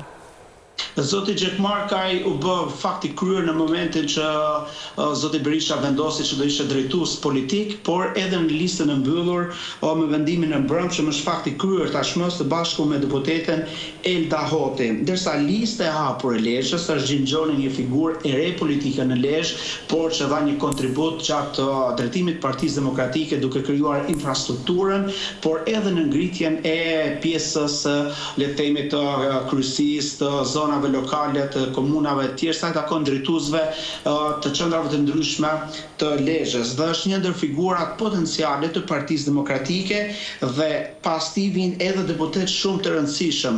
Lindita Metaliaj, Kastriot Piliroli, të cilët po ashtu janë deputet të legjislaturës aktuale, por që rikonkurrojnë sërish. Duhet të them diçka. Viktor Tushaj gjithashtu është një emër i fortë lokal. Po, që për hir të transparencës, Aleksandr Lala, kryetari i PD-s në Mirdit, Edison Doçi, Partisë Agrare Ambientaliste, Viktor Tushaj, ish kryetari i Bashkisë Lezhë dhe Melisa Vullthaj e Partisë Republikane janë këta kandidatët e Partisë Demokratike. Pra, janë të një, le të themi, vinë nga një eksperiencë politike, pjesa dërmuese dhe figurat publike të njohura. Ka forca të reja politike të cilat synojnë mandat në Lezhë? Me emra të fort? Po, le të themi janë të gjithë partitë vogla, se cila prej tyre ka një listë të kandidatëve, është partia e Socialdemokratë Tom Doshit, e cila ka, le të themi, një përfaqësues të ri, por që vjen nga një eksperiencë politike e mëparshme një familje politike, po ashtu partia e zotit Lapaj ka të gjithë element të rinj dhe ka të përfaqësuar të gjithë çakun, pra në kuptimin Mirdit, Lezhë dhe Kurbin. Por du të them diçka. Kësaj here gara mendoj që do të jetë shumë të fortë, dhe pse në vitin 2021 Partia Demokratike ka pasur një përsi të dukshme. Konkretisht në vitin 2021 Partia Socialiste ka marrë 27.104 vota, ndërsa Partia Demokratike 33.988 vota. LSI-ja aktualisht që ka qenë kandidat zotit Tushaj, pra edhe në vitin 2021, ka rritë të marrë 7.394 vota. Prej bje diçka të 37.021. Po të bëjmë një diferencë, kampi opozitar i atëhershëm ka pasur një epërsi prej 14.278 votash. Që të përkthyera në mandate do t'i diskutojmë shkurtimisht në studio për sa i përket qarkut Lezhës. Aldin, falenderoj shumë. Faleminderit juve. Me çfarë synime shkoni në Lezhë? Për rezultatin 5-2. Për një rezultat që duhet isha arritur në 2021, por nga gabimi strategjik i mungesës listës së bashkët nuk u arrit. Kjo është ajo që thash, që 8 mandate që jepin aleatëve, megjithëse duket e dhimbshme, po ta detyron kodi elektoral ta bësh për të maksimizuar mandatet. Mendon se ndahet kështu Lezhë? Lezhë ka një specifik sepse ka qenë bastion i të djatës, duhet theksuar, edhe zoti Tushe ka qenë kryetar bashkie me votat e të majtës, ka qenë koalicioni 2015-ës LSI-PS, që bëri të mundur që të fitonte bashkinë në atë kohë, por ka patur dinamika, sepse historikisht, paktën në këto 10-12 vitet e fundit, bashkia ka shkuar majtas. Dhe ka 2 mandate që është zoti Pjeri Ndreu, dhe bashkia që nga viti 2019, kur nuk morën pjesë në zgjedhje opozita, është një burim shumë i madh si punësimesh, e cila më pas të kthehet në vota. Unë nuk besoj që do jetë 5-2, unë besoj do jetë 4-3, mendoj unë në opinionin tim. Pra, e shikoj në favor opozitës. Të PD-s, por listat i ka shumë cilësore, zoti Gjekmarkaj është një njeri me shumë kontribute, shumë cilësi. Pra, është ndër të paktat qarqe që unë nuk kam çfarë them. Është një njeri intelektual, është katolik, i përshtatët zonës, në mënyrë është kostumi i dur për zotin Gjekmarkaj. Në Lezhë. Në Lezhë, dhe edhe fillim se duhet theksuar, edhe përplasje që ka patur në fillim, kanë qenë njerëz të shtyrë nga Gjingjoni, i cili donte të ishte ai të drejtonte qarkun, pra ishin njerëzit e futur nga anë e tij të cilët kritikuan zotin Gjekmarkaj. Ja, nuk është e vërtetë. Po, kjo është e vërtetë, sepse i kemi parë, ishte lënë dhe dera hapur kur vajti prezantimi i zotit Gjekmarkaj, se doli në media dhe ishte gjitha e inskenuar. Por unë mendoj që ka cilësi opozita, dhe cilësia kryesisht mendoj unë shkon te zoti Gjekmarkaj, ndoshta 2-3 figura të tjera. Nuk besoj që zoti Gjingjoni i jep në një plus opozitës në Lezhë, mund të ketë militantët e tij, mbështetjen e tij, po nuk besoj që është një vlerë shtruar në aspektin kombëtar në PD, nëse zoti Gjekmarka Qartazi i ka gjitha në favor, është një figurë e pastër, e mirë dhe shumë cilësore. Nuk po krahasojmë figurat këtu, Albert, tani. Duket pak kështu kjo. Pyetja është si do dalë rezultati, ju merrni me figurën e zotit Gjekmarka që e respektoj dhe zotit Gjingjoni që e respektoj. Po më duket e kohë kjo. Po mi pra atëre krahaso Ulsi Manjen me këta pra. Po atë pra thash. Po pra krahaso Ulsiun edhe me të gjithë kandidatët. Për shkak, po ta thash. Për shkak edhe të bashkisë që ka Majta, nuk besoj që do jetë 5-2. Po ti sapo përmendë tani. Unë them që do jetë 4-3. Sapo përmendë pa dashje një shkelje të kodit elektoral pra që ata janë të fortë se punësojnë njerëz e hambar votash. Po patjetër. Sa di kjo s'duhet të jetë. Si s'duhet të jetë? S'duhet të ekzistojë ky faktor. Nuk ka nevojë pse tjetër. Normalisht, po s'duhet të ekzistojë ky faktor. Automatikisht. Sa kohë ke bashkinë, vërtetove që po ti je i punësuar i slavi PS-s. Për sa kohë ke bashkinë, automatikisht ke patronazhon votën e administratës. Ke edhe punësime. Shtyn ata që o vojvoda ose ik nga puna, po jo, kjo. Edhe diçka sepse bi dakord me mua që kjo u dika se manipulim zgjedhjet. Pse çfarë do thotë kjo? Pse do thotë? Jo, mos ta pranojmë dhe këtë. Jo, më keni gabim. Kjo është qasë e gabuar, sepse edhe eroja i një parkimi ka bindje politike, mërë zotri. Qëfar është kjo? Qëfar do thot kjo? Të gjithë njerëzit ka bindje politike. Fakti që ata kanë bashkitë, edhe një hoxh, edhe një prift ka bindje politike, miku im. Atëre administratë këtë bindje djasta. Në këtë bindje djasta administrata e bashkisë. Po të sa po e përmënde arsye e votash. Po fakti që kanë votuar një të majtë, do thot që se kanë të djathë. Si? A ka votuar një të majtë në zgjedhjet lokale? Pa vull, pa logo, për mos më merë 2023 për referenca, as 2019 që u lanë bashkit tavolim. Që shkjo? Të gjithë ka bindje politike. 2019 kishtë të 3 bashkit ata, dhe dollën 5-2. Tjetër që ishe kodi elektorali në zori 4-3. Ti kishe bashkin në Shkodrës? Kishtë 3 bashkit. Miku im, kishe bashkin në Shkodrës dhe humbe. Arber, nuk debatojnë do të me ty dha se rëshket njërë sa përmëndë kodi elektoral që shkele të adit dhe... Po së shkele mos, shkele është ta faktosh, shiko, shkele është nga ta, nuk është nga mua, unë po pi konstatimi. Dakor, pra dakor. Që se ti thua shkele konstatimi... Po nuk e shkele time, jo, nuk shkele ti ligjit. Sa po pranove që ka shkelje? Jo se shkelet i ligjin, se thash atë, se sharberita i që shkelet kodi elektoral. Doja, po, doja diçka të pyesja Arditin, duke qenë se edhe si gazetar i ndjek PD prej vitesh, se përmendi pak më parë tha që ishte pak e dhimbshme, le të themi që mund të ketë tingëlluar e dhimbshme që 8 aleat ishin në listë. Po në fakt kanë pasur të gjithë këta aleat kontribut në Partinë Demokratike dhe i detyroi Partia Demokratike të gjithëve... Partia Demokratike si detyroi asë njërit, por një pakt. Jo, ka nga ato parti të cilat Partia Demokratike... Po ndoshta Partisë e Lirisë i detyroi që diçka. Aty duhet dalë, ndoshta edhe Partisë Zotit Mediu për kontributin edhe për kontaktet që Zotit Mediu ka pasur në Shtetet Bashkuara të Amerikës. Dhe për votat që ka Partia Republikane. Për votat patjetër, po më shumë për pjesën e parë dhe për atë kontribut. Gjithmonë e kanë nxjerrë një mandat Partia Republikane duke dalë në vete. Edhe e kanë nxjerrë në fundit në 2009, më pas në çdo proces të pashëm Zoti Mediu është strehuar në thonjza tek 2017 është detyruar Ardi të strehohet se ne kalum çdo limit në regjistrim zgjedhje.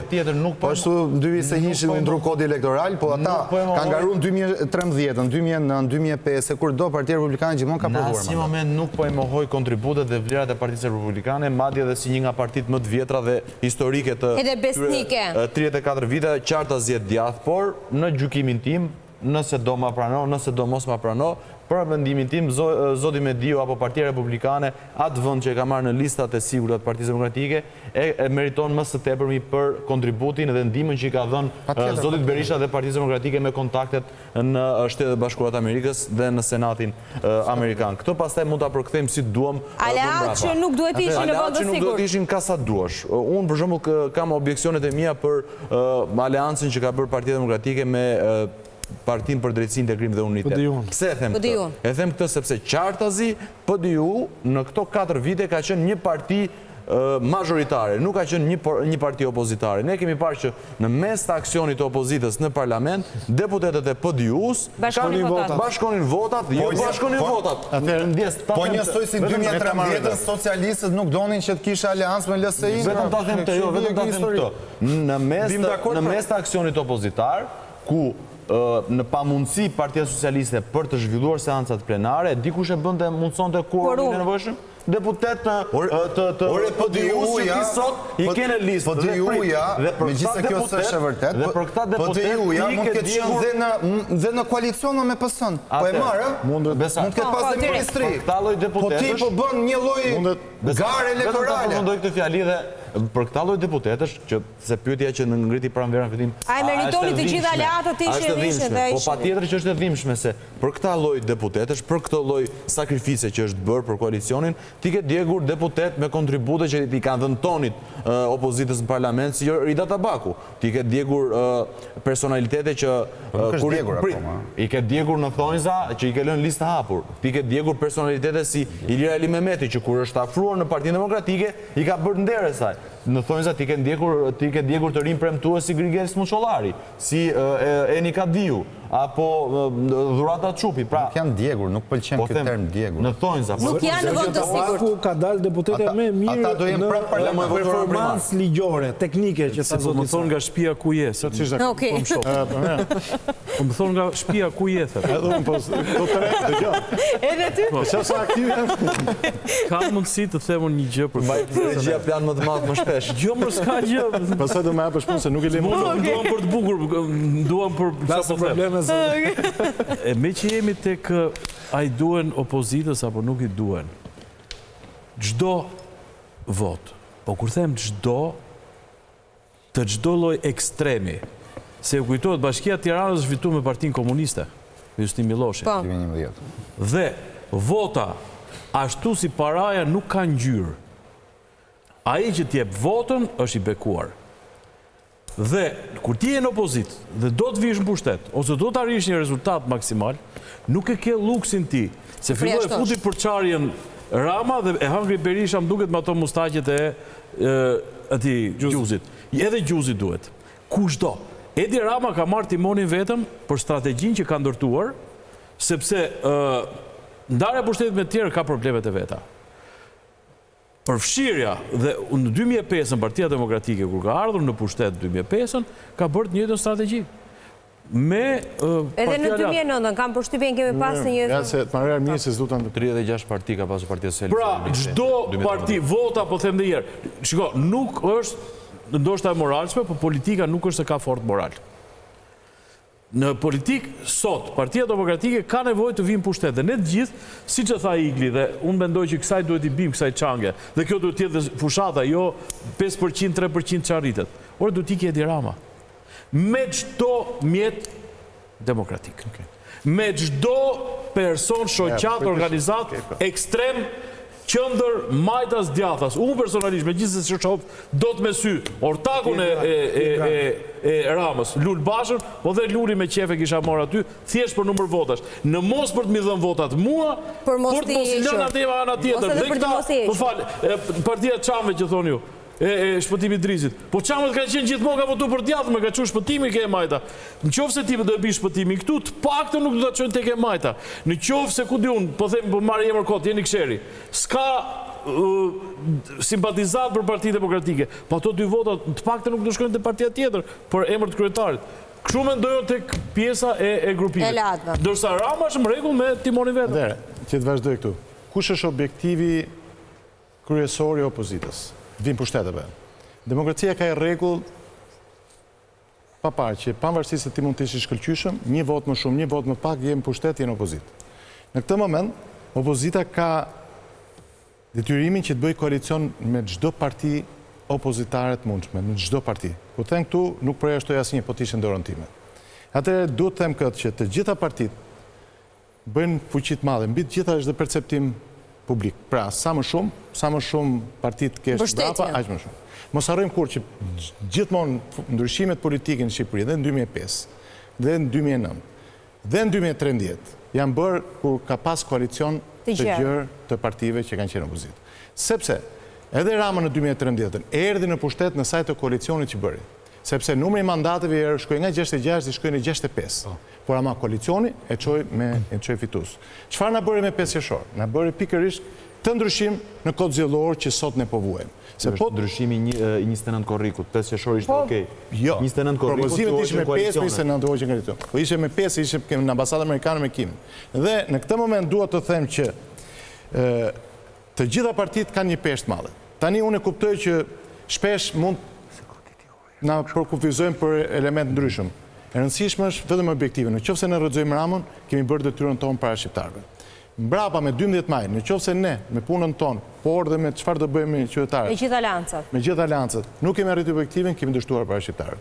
Dhe prandaj them që gjithë duhet kemi një qëllim, teqim Ramën. Pastaj kemi gjëra tjera për të bërë. Mos harrojmë kurrë që ndryshimi pas 12 vjetësh është bërë domosdoshmëri. Nuk është më kjo forcë apo këto emra janë më të mirë se këto emra të tjerë. Tani kemi këtë problem shumë të madh. Shqipëria po ç'bëhet. Dhe ky është problemi më i madh. Nëse shqiptarët duan të kuptojnë se themi se ndoshta edhe këtë do ta diskutojmë. Rama futi kandidat nga diaspora. Ju kishit kandidat nga diaspora në të gjithë listat? S'ka problem, po të kapim përsëri. Më tha Shpar për sa i përket administratës. Po mirë, ka gjë më të tmerrshme të marrësh administratën dhe ta intimidosh, se më tha Shpar që nuk blehen 10.000 vota, blehen dhe 50.000 vota, nuk jo 10.000 vota. Sidomos në zonat rurale. Por, kur ke dhe administratën, e keni gabim. E di çdo të thotë për shkak në Durrës ato kanë. Po pritet, po jo se je gabim. Ushit Tropoja, ushit Shkodra. Po je gabim, je gabim. Jo ofendoni militantët tuaj. Jo, je gabim. Sepse disa e vërteta nuk është ofendim. Po si ushitën? E vërteta nuk është ofendim. Intimidohen. Po pra po, se në moment që janë vullnuar. Jo, po je gabim. 12.000 veta janë vullnuar. Po di çfarë do thotë 12.000 veta? Janë kaluar të shkojnë. Po se 12.000 veta. Ta shpjegoj si. Ja shpjegoj si janë blerë. A doni se si u blerë? Ja prit. Ja shpjegoj si janë blerë. I ka vajt shefi komisariatit. Edhe i ka thënë, ti ke bjella shash, i ka thënë, edhe si do votosh për ne, ati kryetarit Partisë Demokratike, aty ku po tërmet në vota.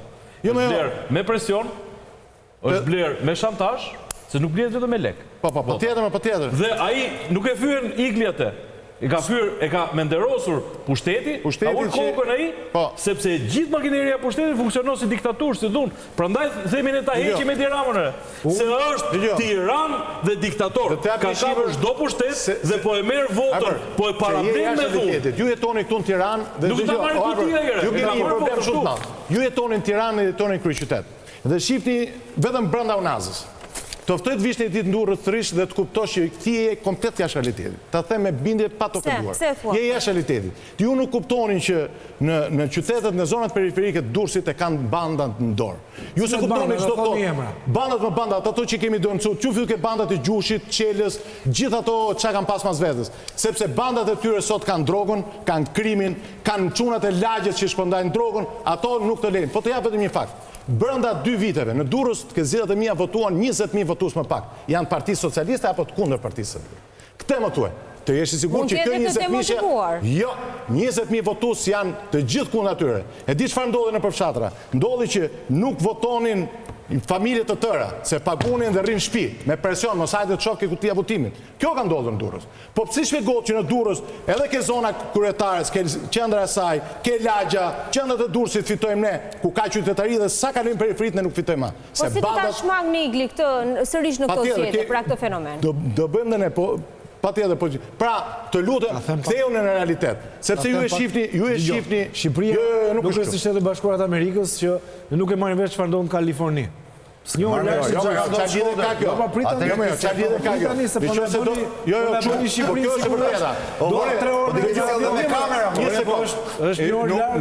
kujtohet ky programi aktivist, një sekond, sepse e di pse pjesë quajtur, se ju se keni vuajtur në kurriz. Sepse unë mendoj që një qytet që ka revoltën në gabim, nëse do kishte presion do je gabim prapotend.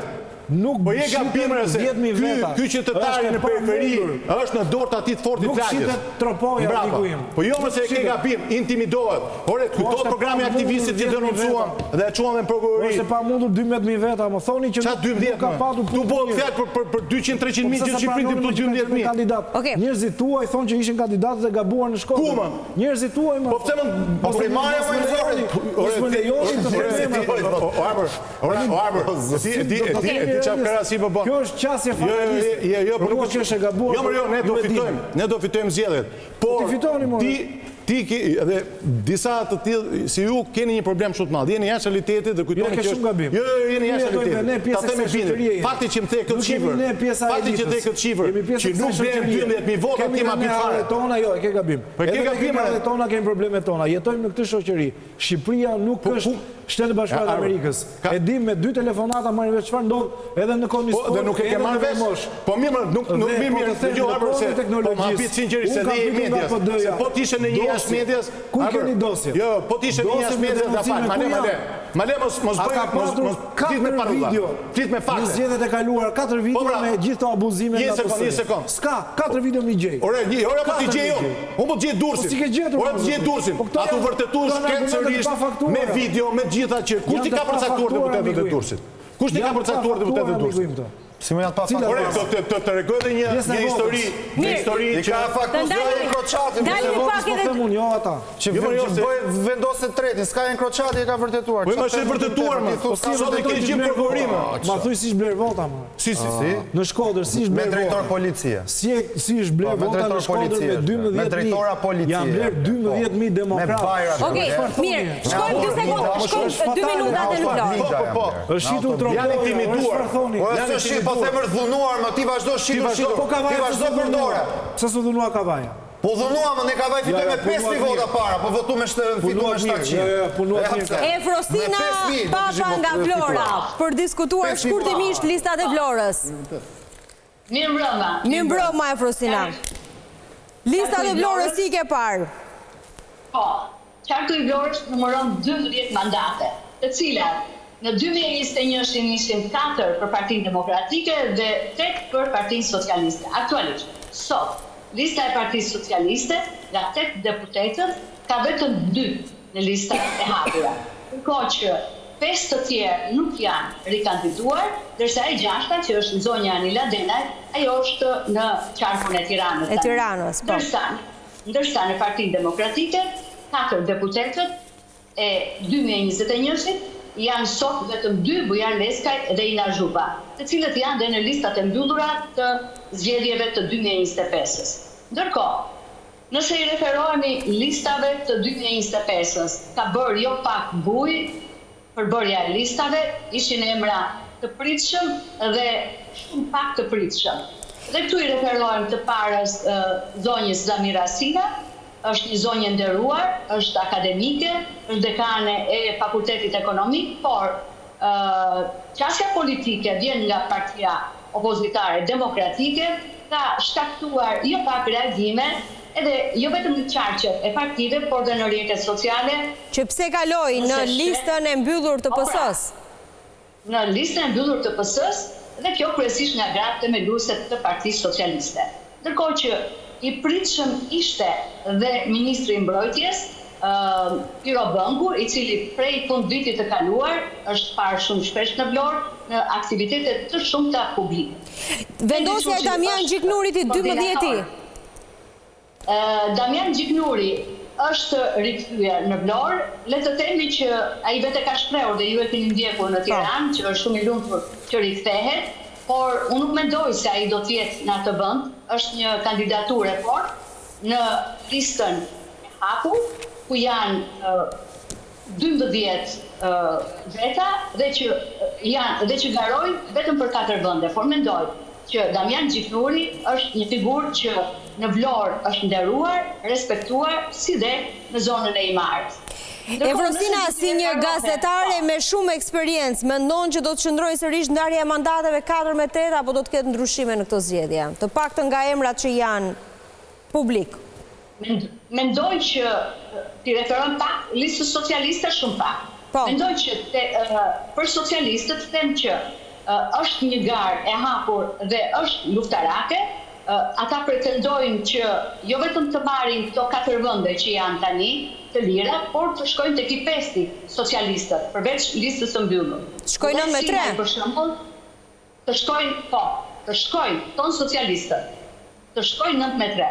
Dhe ka parasysh këtu emrin e Vullnet Sikës, është një nga deputetët e zonës së Lumit të Vlorës, që ka shumë impakt në atë zonë.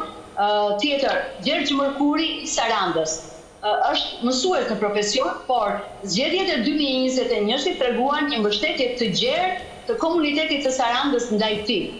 Kemi në Vlorë doktoresh, drejtorin e spitalit Bruna Mersini, e cila është një grua shumë e angazhuar dhe ka qenë dhe pjesë e autoriteteve të strukturave lokale të Partisë Socialiste të Vlorës. Themi që është dhe ajo në një luftë të fortë. Vasil Llajo është biznesmen i Sarandës, i cili është në fushën e mjekësisë, ka impakt në Sarandë. Frosina, që mos ndalemi emër për emër. Kalojmë pak edhe tek lista e Partisë Demokratike, me çfarë pritshmëri shkon PD-ja aty?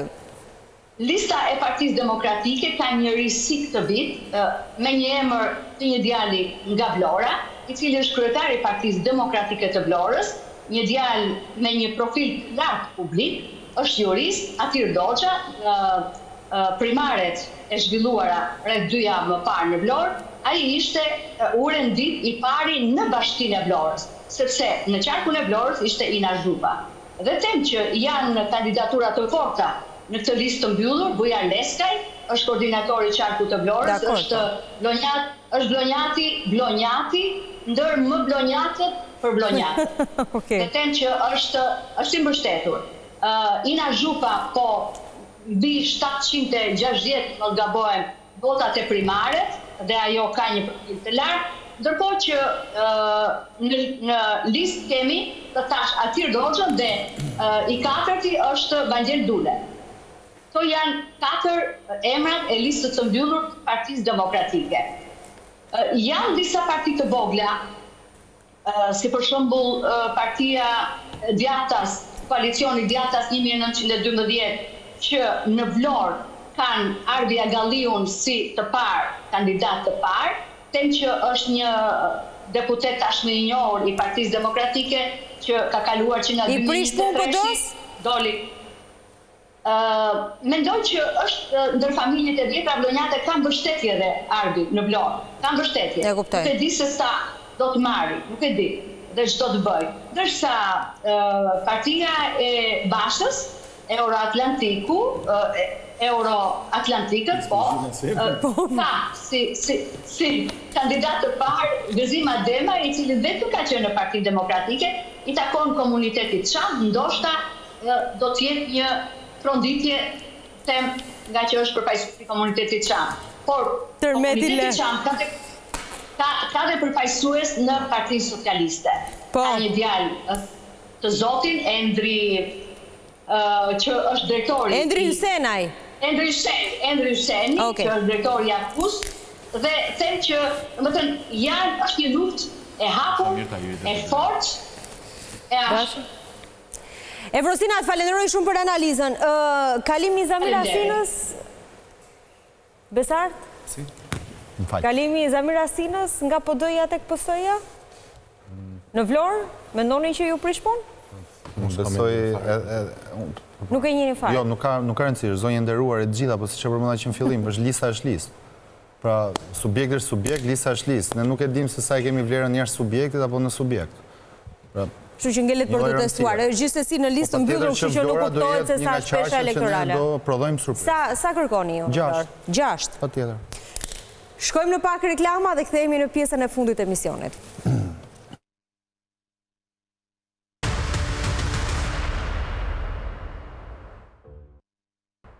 Rikthehemi në pjesën e tretë dhe të fundit të emisionit. Dua të shkoj direkt në një lidhje me Tonin Frokun nga Korça për të bërë një analizë të shpejtë të Korçës. Tonin, ndjes shumë për vonesën.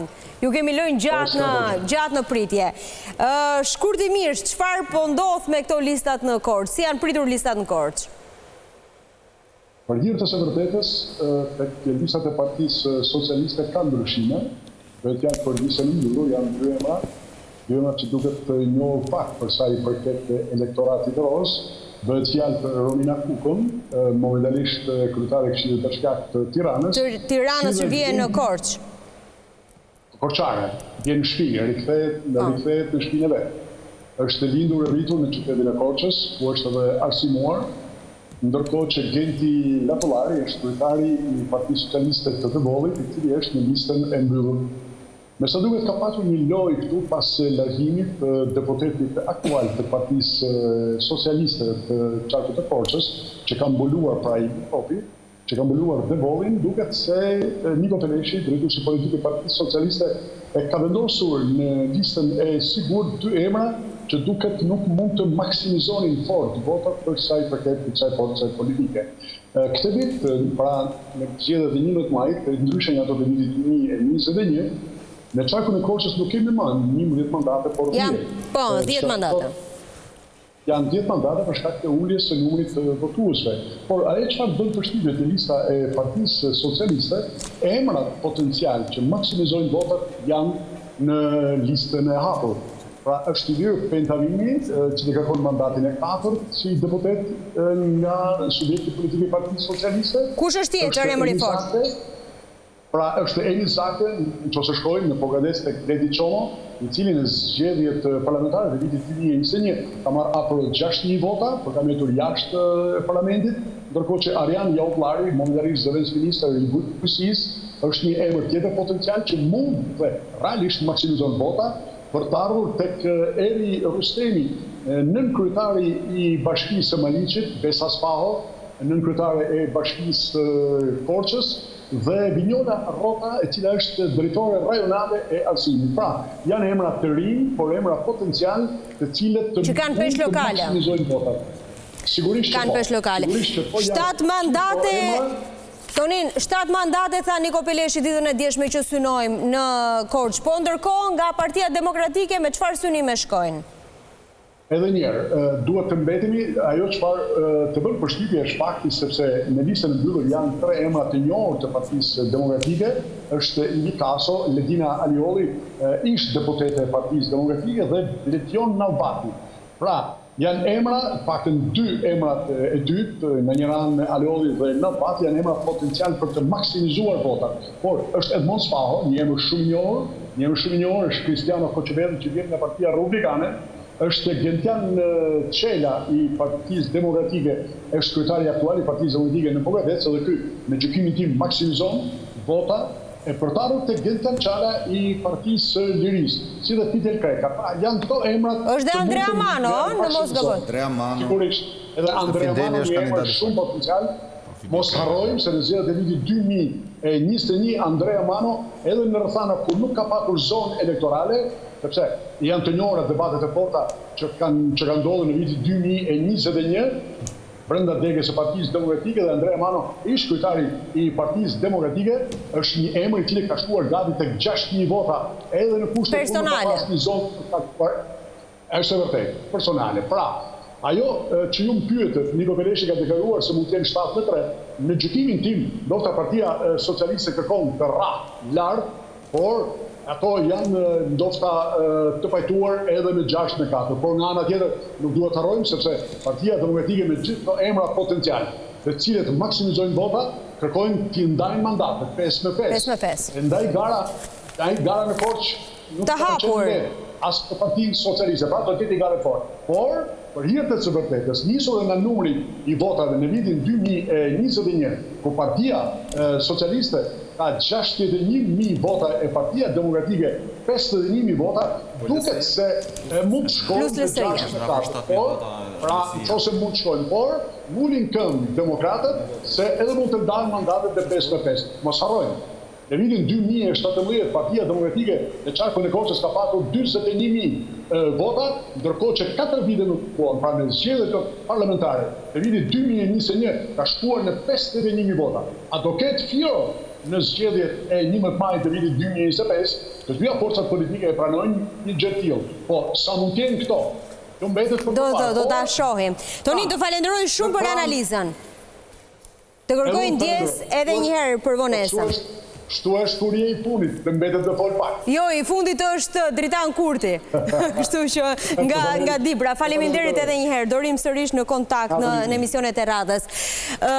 Cilat janë çfarë që mendon që do bëjnë diferencën në këto zgjedhje?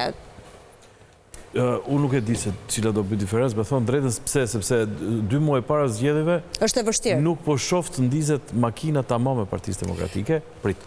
Po. duhet ndez makina jo me program do rriten kaq taksa, do ulën taksat. Me atë që thot Igli, që duhet hequr Edi Rama. Populli shqiptar duhet motivuar që është rrezik kombëtar pra një vazhdimi çdo orë që Edi Rama arrin pushtet, ka një grup njerëzish që shtuken që këtu, dhe çdo ditë që Edi Rama ri këtu shkatërrohet një pjesë e ekonomisë vendit. Qofse ne i themi shqiptarëve këtë gjë, atëherë themu se kush do bëj diferencë. Nëse ne Partia Demokratike është akoma duke shpjeguar programin, po Edi Rama i gënjen dhe thotë i gënjen në sensin i thotë do t'ju fus në Europë, që faktikisht është një në bazë të literaturave neofreudiste, po dhe mënyrës siç e shpjegon Orwelli funksionimin e diktaturave, është më rregull Edi Rama. I tregon prallë po e fus në Europë. Ne do të themi, ai mund të fusi në Europë, po do të fusi vetëm shqiptarët, ndërsa Shqipërinë do ta zbrasin, do ta mbushim me tjetër kënd. Nëse i themi këtë gjë shqiptarëve, po të themun që qarqit do bëjnë diferencë do të jetë duke filluar nga Tirana, siç ka ndodhur në 92-shin. Ta bëjnë qytetet e mëdha diferencët, si ka ardhur këtu. Dhe po e them një gjë, Tirana është një ishull shumë i shtrenjtë, është një Singapur, ku njerëzit nga provinca nuk ndalojnë dot, sepse çmimet e shtëpive, çmimet e qerave dhe shtrenësia e jetës, një që vjen nga periferia e Tiranës, detyrohet të shkojë direkt në Gjermani, në Itali, në Francë, se nuk jeton dot. Dhe po zbrazet në këtë formë e gjithë Shqipëria. Dhe ata që kanë ngelur në përrethe vujnë më shumë si shta Igli. Ata që janë në përrethe e vujnë shumë më tepër dhe natyrisht nëse ata do motivohen, por do kuptojnë dhe që vota do mbrohet dhe vota do të maksimizohet, do të bëjnë ndryshimin. Nëse ne do themi do ju rrisim pensionet, ai do thojë do ju fusim në Europë, Edi Rama ka të fituar sot që po flasim. Arbër, pse mendojnë që nuk përdori Rama të njëjtën skemë si në zgjedhjet e kaluara, ku emrat e fortë i vurin në limit? Si që ishte emri ti, apo si që ishte dikur emri Gramoz Ruçit, apo Blendi Klosin që vendosit pesti në Berat, pse nuk luajti me të njëjtën taktik në këto zgjedhje? Shiko, taktika që zgjedh çdo kryetar partie është taktike e cila do duket në datën 12 maj.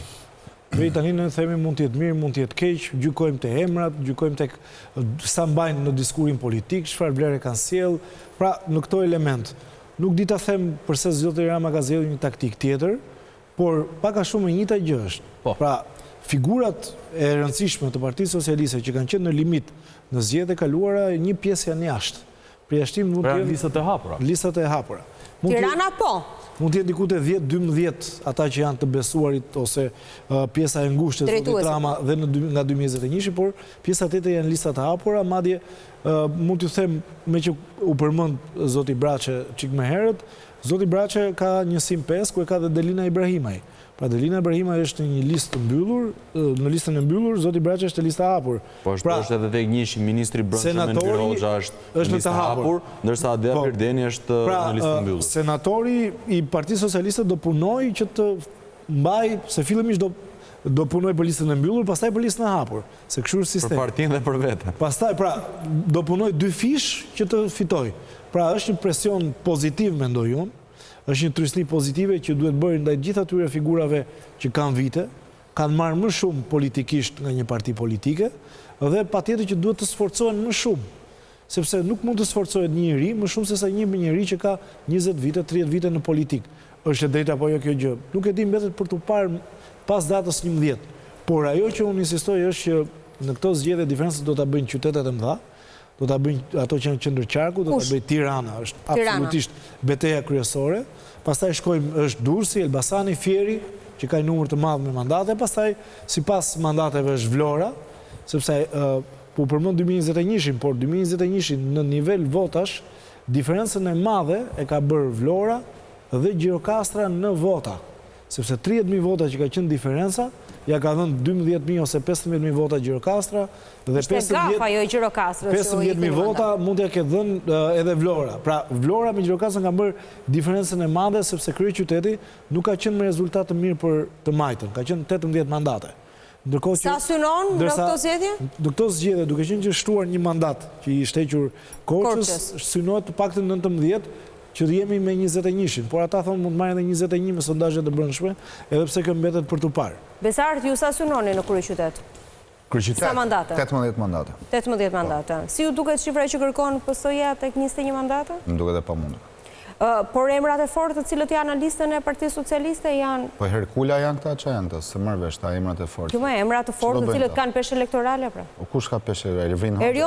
Erion Braçe ka peshë elektorale, si jam ahondot. Po pra Ervin Hoxha, ka peshë elektorale. Albri Gjafaj, Pandeli Majko, që janë... Gjafaj, ja dim peshën elektorale, është në Burg sot, sa Ngeli, shqyqyrë su po lajmë se Ngeli, lali eri në Burg sot, po ka peshën elektorale në Burg, Fatmir Gjafaj. Kush është tjetër? është dhe me emra tjerë, pra. Jo, pra, ka një emra, është Blerina Gjulameti që është gjithashtu, është Mimi Kodeli që ishte, është... Pra janë gati 11 Olta Gjashka. Njërës normal më duken këta, nuk më duken rockstar. Ministra, janë... Ministrat e Edi Ramës të fundit fare ishin ata 2013-2017 që erdi me rilindjen. Rama është në listën bërë. Aji është Herkuli. Aji është Herkuli që i knaq gjitha në listë. Shkojmë edhe, po në Korç, 5-5, synoni? 5-5. Shkojmë dhe të Dritan Kurti në Dibër shkurtimisht? Dritan Mirëmbrëma. Mirëmbrëma prandera. Ndalemi pak edhe tek qarku i Dibrës, se ka edhe në Dibër lëvizje. Drejtuesish politik, por edhe deputetësh. Aktual që një pjesë e tyre, zonja Marat, për shembull, ka shkuar në Durrës. Po, për tek kampi socialist, kemi vetëm, do me thonë, zonja Marat që ka larguar, ndërkohë që nuk ka deputet tjetër që ka qenë edhe Garon. Tek Partia Socialiste i vetmi kandidat që ka patur më parë mandat deputeti është drejtuesi politik Blendi Klosi, ndërkohë të gjitha emrat e tjerë janë emra që garojnë për herë të parë për mandat deputeti, duke nisur nga Alma Selami, e cila deri para 2 ditësh ka mbajtur postin e kryetarës së Këshillit të Qarkut Dibrës, duke vazhduar më pas me Murat Danin, një i ri që ka dalë nga procesi deputeti që duam, është Daniel Gjura, i cili ka mbajtur disa poste drejtuese në Dibër, në institucione, por edhe postin e kryetarit të Partisë Socialiste, është Valentina Haliti, po ish kryetari i Këshillit të Qarkut Dibër, Agron Malaj ish kryetar i Bashkisë së Matit për një mandat e gjysmë, dhe Dritan Selishta, i cili është ekonomist. Kush është emri më i fortë në këtë listë? Në listën e hapur? Në listën e hapur, emri, ose më sakt, 2 emrat më të fortë brenda kampit socialist, që në rastin nëse Partia Socialiste do të arrijë të marrë 3 mandate në qarkun e Dibrës, do të ndahet mes, paktën kështu e mendoj unë dhe kështu e përceptoj në terren, do ndahet mes Agron Malajt dhe Daniel Gjurës, ndërkohë që mundësit më të mëdha ka Malaj në të mes, por edhe kandidati Daniel Gjura, i cili përfaqëson Bashkinë e Dibrës, ka një koeficient të lartë për të marrë mandatin e 3 gjithmonë nëse Partia Socialiste do të arrijë grumbulloj vota për 3 mandate. Për 3 mandate. Pasi aktualisht ka vetëm 2 mandate. Po ndërkohë nga ana e listës së Partisë Demokratike? Nga ana e listës së Partisë Demokratike në pjesën e sigurt kemi drejtuesin politik i cili është Xhelal Mzil, që vjen me mandat nga qarku i Dibrës edhe në këtë legjislaturë që po mbyllet, dhe është kryetari i Partisë Demokratike e Matit Denis Avata, ndërkohë që lista pasardhësve vazhdon me emra që kanë qenë ndoshta edhe më parë, jo ndoshta, por kanë qenë edhe më parë pjesë e parlamentit, siç është ish deputeti Xhemal Gjumshi apo ish deputeti Përparim Spahiu, i cili 2 legjislatura ka qenë për Lëvizjen Socialiste për Integrim ose PL që është sot, por në këtë garë ka hyrë si pjesë e Partisë Demokratike pasi ka garuar edhe në primare. Është gazetari Basir Çollaku, i cili edhe ai është pjesë dhe ishte një nga emrat më të votuar në primaret e PD-s. Po. Me çfarë synime shkon PD-ja në Dibër? Sa kërkojnë? 3-2. Unë gjykoj që Partia Demokratike synon të mbajë numrat që ka aktualisht, pasi 3-2 është aktualisht. Ka ndonjë nga forcat e tjera që pritet të jetë aktori i rëndësishëm në këto zgjedhje? Ndoshta jo për të marrë një mandat, po për të prishur punë. Janë forcat politike, sidomos siç është Partia Socialdemokrate, e cila në zgjedhjet e fundit lokale ka arritur të marrë disa këshilltar pothuajse në të 4 bashkitë e qarkut Dibrës. por nuk ka kandidat potencial për të nxjerrë mandat deputeti. Ndërkohë që duhet të theksojmë se ashtu siç e thanë edhe kolegat më përpara, koalicioni i kësaj radhe mban të gjitha votat e aleatëve, pasi Partia e Lirisë në vitin 2021 ka arritur të marrë rreth 5.000 vota në qarkun e Dibrës, kur garonte e vetme, por ka edhe një detaj tjetër, e cila është vota e diasporës që nuk llogaritet, si nuk dihet se si do të shkojë vota e diasporës. Në qarkun e Dibrës janë regjistruar rreth 9.000 zgjedhës, të cilët do të përcjellin votën e tyre për përcaktuar deputetët e qarkut të Dibrës për legjislaturën e ardhshme. Që nga peshë jo e papërfillshme në qarkun e Dibrës. Po, Dritan, të falenderoj shumë. Të kërkoj ndjes gjithashtu për vonesën.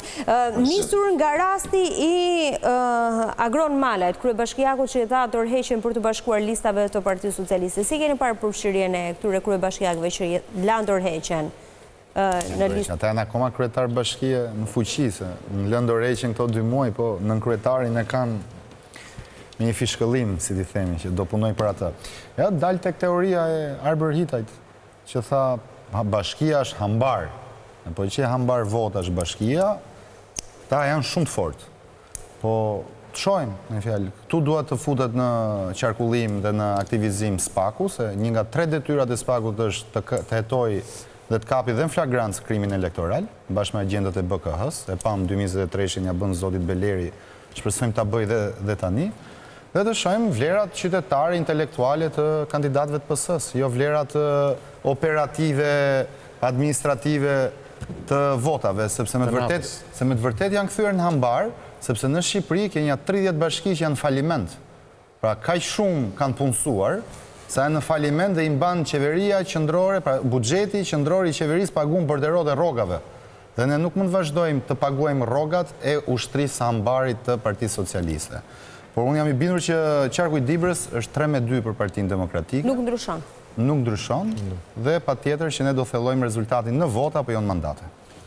Unë besoj që Dibra ndryshon kësaj radhe, se Agron Malaj është emër i fortë. Është një emër shumë i fortë, dhe Dha Herkuli. Jam i sigurt që do ndryshoj raporti, sepse ka kaluar shumë kohë nga 2021, nuk është Partia Demokratike me frymën që ka patur në 2021.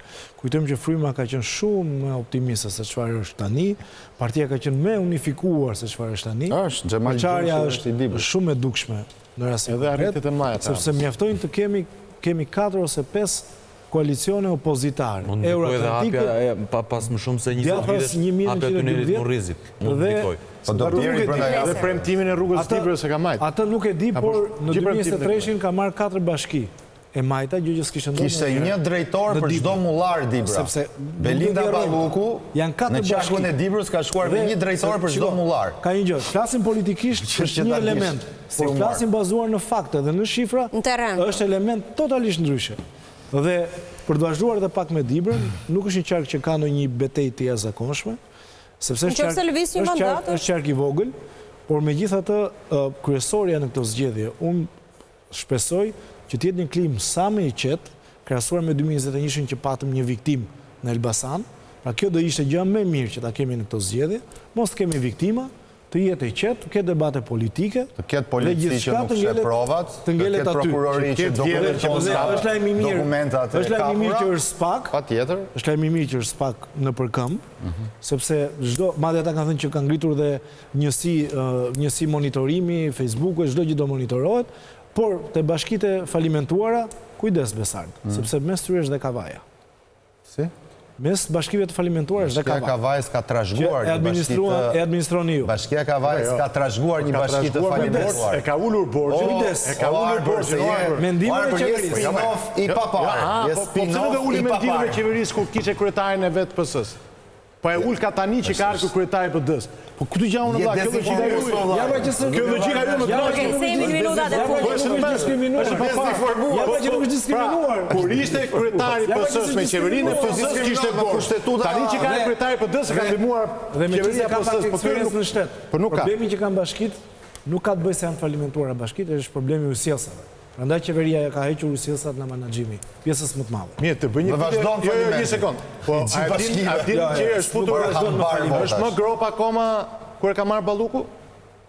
Se mendon që Balluku i mori ujësjellsat për arsye të menaxhimit, i ke parë shifrat se sa janë tendrat ke ujësjellsi, për këtë arsye ka marrë arbër. Nuk e ka marrë menaxhim, se struktura është po e njëjtë e drejtorëve të ujësjellsve. Po kush tha që ka performancë të mirë ose më keq? Unë do të shoh shifrat. Po pra shifrat. Nuk flas dot. Po të them s'ka fare për to që themi kanë të bazuar. Ne kemi analist politik, specialist tu bash ujësjellsi më burr tani, më thua ujësjellsa tani. Po ai pra ka qenë problem. Analist politik, specialist tu bash, vazhdoj. Fryra, po, shkurtimisht po. Vazhdoj. Mos pagesa ndër vite ka qenë marrë. S'ka ndonjë shkencë. I ke diçka për të shkuar apo specialist tu bash. Vazhdoj atë që tha se po më thotë përsëri kam arbër. Në arbër duhet të kuptosh që përveç këtyre që thamë, mos harrojmë që kjo ka një fryrë të administratës nga 120 në 220 me gjithë kontratat provizore, pra ka shtuar 100.000 vetë në punë, kur Shqipëria është paksuar dhe gjithë e dim që ka rënë me minimumi 30%, 20% apo jo. Dhe sipas i statit, arbër, përsëri thehet ajo që tha Armiri. Ore, kuptoni që Shqipëria sipas i statit të Ramës, jo tonit. Nëse do të vazhdojmë me këtë ritme, në vitin 2040 Shqipëria do të jetë nën 1 milion banor. Kjo të duket të kënaqshme? Dhe vazhdoni përsëri të mbroni Ramën. Ore, nuk kam në Shqipëri. Ju më thoni do hynë BE, thot. Po mirë, më shumë duhet Shqipëria në BE mu pa shqiptar. Ato po fituan të jetojnë jashtë, nuk i duhet më ka hyrë Shqipëria apo jo. Puna është i linë të jetojnë në Shqipëri. Ka shumë probleme me Shqipëria. Shqipëria ka shumë probleme, bie dakord në ju. E keni shumë të lehtë fitoni. Fituat urime. Po më mbregull, po di patjetër që do fitojmë, kjo nuk diskutohet. Se nuk fitoni atë. Por problemi është që si ka akoma njerëz që mundohen ta mbrojnë Ramën. Përse nuk fiton opozita? Që s'ka opozit. Shumë e thjeshtë. Ose ka fituar. Po, për ta mbyllur se jemi në minutat e fundit. Arbri ka të drejtë pjesa e vështirësisë fitores opozitës, sepse unë kam thënë këtu dhe kudo që në Shqipëri është instaluar oligarkia. Oligarki e cila përfaqësuesin politik ka Edi Rama. Dhe nëse nuk çmontohet oligarkia, nëse nuk kthehet liri demokraci, ekonomia liberale. Si përmendin emrin më mirë. Të lutem. Opozita si përmendin emra gjysmëve të oligarkëve. Të lutem. Po s'është punë kalamajshë, burr, se i thua ti në 30 bashki që ka dhe Kavajës. Po, më dhe Kavajës, me nder kakësh dhe Kavajës. Të rregullon kjo gjë? Ndjehesh i lumtur që domethënë në 31 bashki një qendër e PD-s. Bëri detyrë relativizim. Por e zgjidhet halli. Tash unë jam duke thënë koncept. Mund ta mbaroj unë? Po. Ashtu, se jam në debat. Jam duke thënë koncept. Po, fiton Edi Rama, sepse ka kapur çdo qelistë të këtij vendi. Dhe nëse nuk çohet kombi nga Presheva deri në Çamëri, të bëhet mblidhen shqiptarët në Amerikë, mos ndalin me xhaketat kuqe me pantallona xeza atletë të bardha dhe thon këta i kam unë. Po të shkojnë atje dhe thon, Shqipëria vlla është kapur në mënyrë kriminale nga një oligarki. Po su që bë, oligarkia do të tentojmë rotacionin, mund të merret, mund mos merret, mund të hiqet ajo mundësia që do Edi Rama, jo tepsin, po do dhe shasin këtë radhë, thot, unë dua 84 vota, thot, sepse me 84 vota ndryshon çfarë do kokra qefit. Të paktën, qoftë se do bëhet rotacioni, të paktën të frenohet kjo ambicie të çmendur Edi Ramës. Kjo ndarje etnike e Edi Ramës, se ka dy Shqipëri, ka një Shqipëri të mirë të përfaqësuar nga Edi Rama dhe një llum kënet moçal me zhapinj, me hardhuca, me të gjitha përfaqësuar nga ne të tjerë që flasin që kritikojmë Edi Ramën. Ai kuptoni çfarë koncepti jemi? Jemi Enver Hoxha që thoshte kulakët, nazistët, fashistët dhe ne komunistët të mirët. Si shtoshte Hitleri, hebrejt këshin që duhen vrarë dhe neve që jemi të mirët. Këtu jemi ne. Dhe nuk mundet diktatura me votë. Diktatura mundet me mobilizim të gjithë kombit, se ne jemi zemra e kombit. Edhe në Kosovë, rënkoj nevojë sepse është një përçarje e stisur e liderave të dy vendeve. As Maqedonia është harruar, Maqedonia Veriut. Nuk diskuton njëri për shqiptarët atje. Malizi është harruar. Duhet mobilizuar kombit, thoj, këtu po vdes, po e vret Edi Rama Shqipërinë. Stop vrasjes Shqipërisë, me çdo mjet demokratik. Faleminderit shumë që ishit mbrëmjen e sotme në Kuavadis. Faleminderit ju të cilët na keni ndjekur të tenjtë, bashkë do takojmë të martën në orën 21, natë e mirë.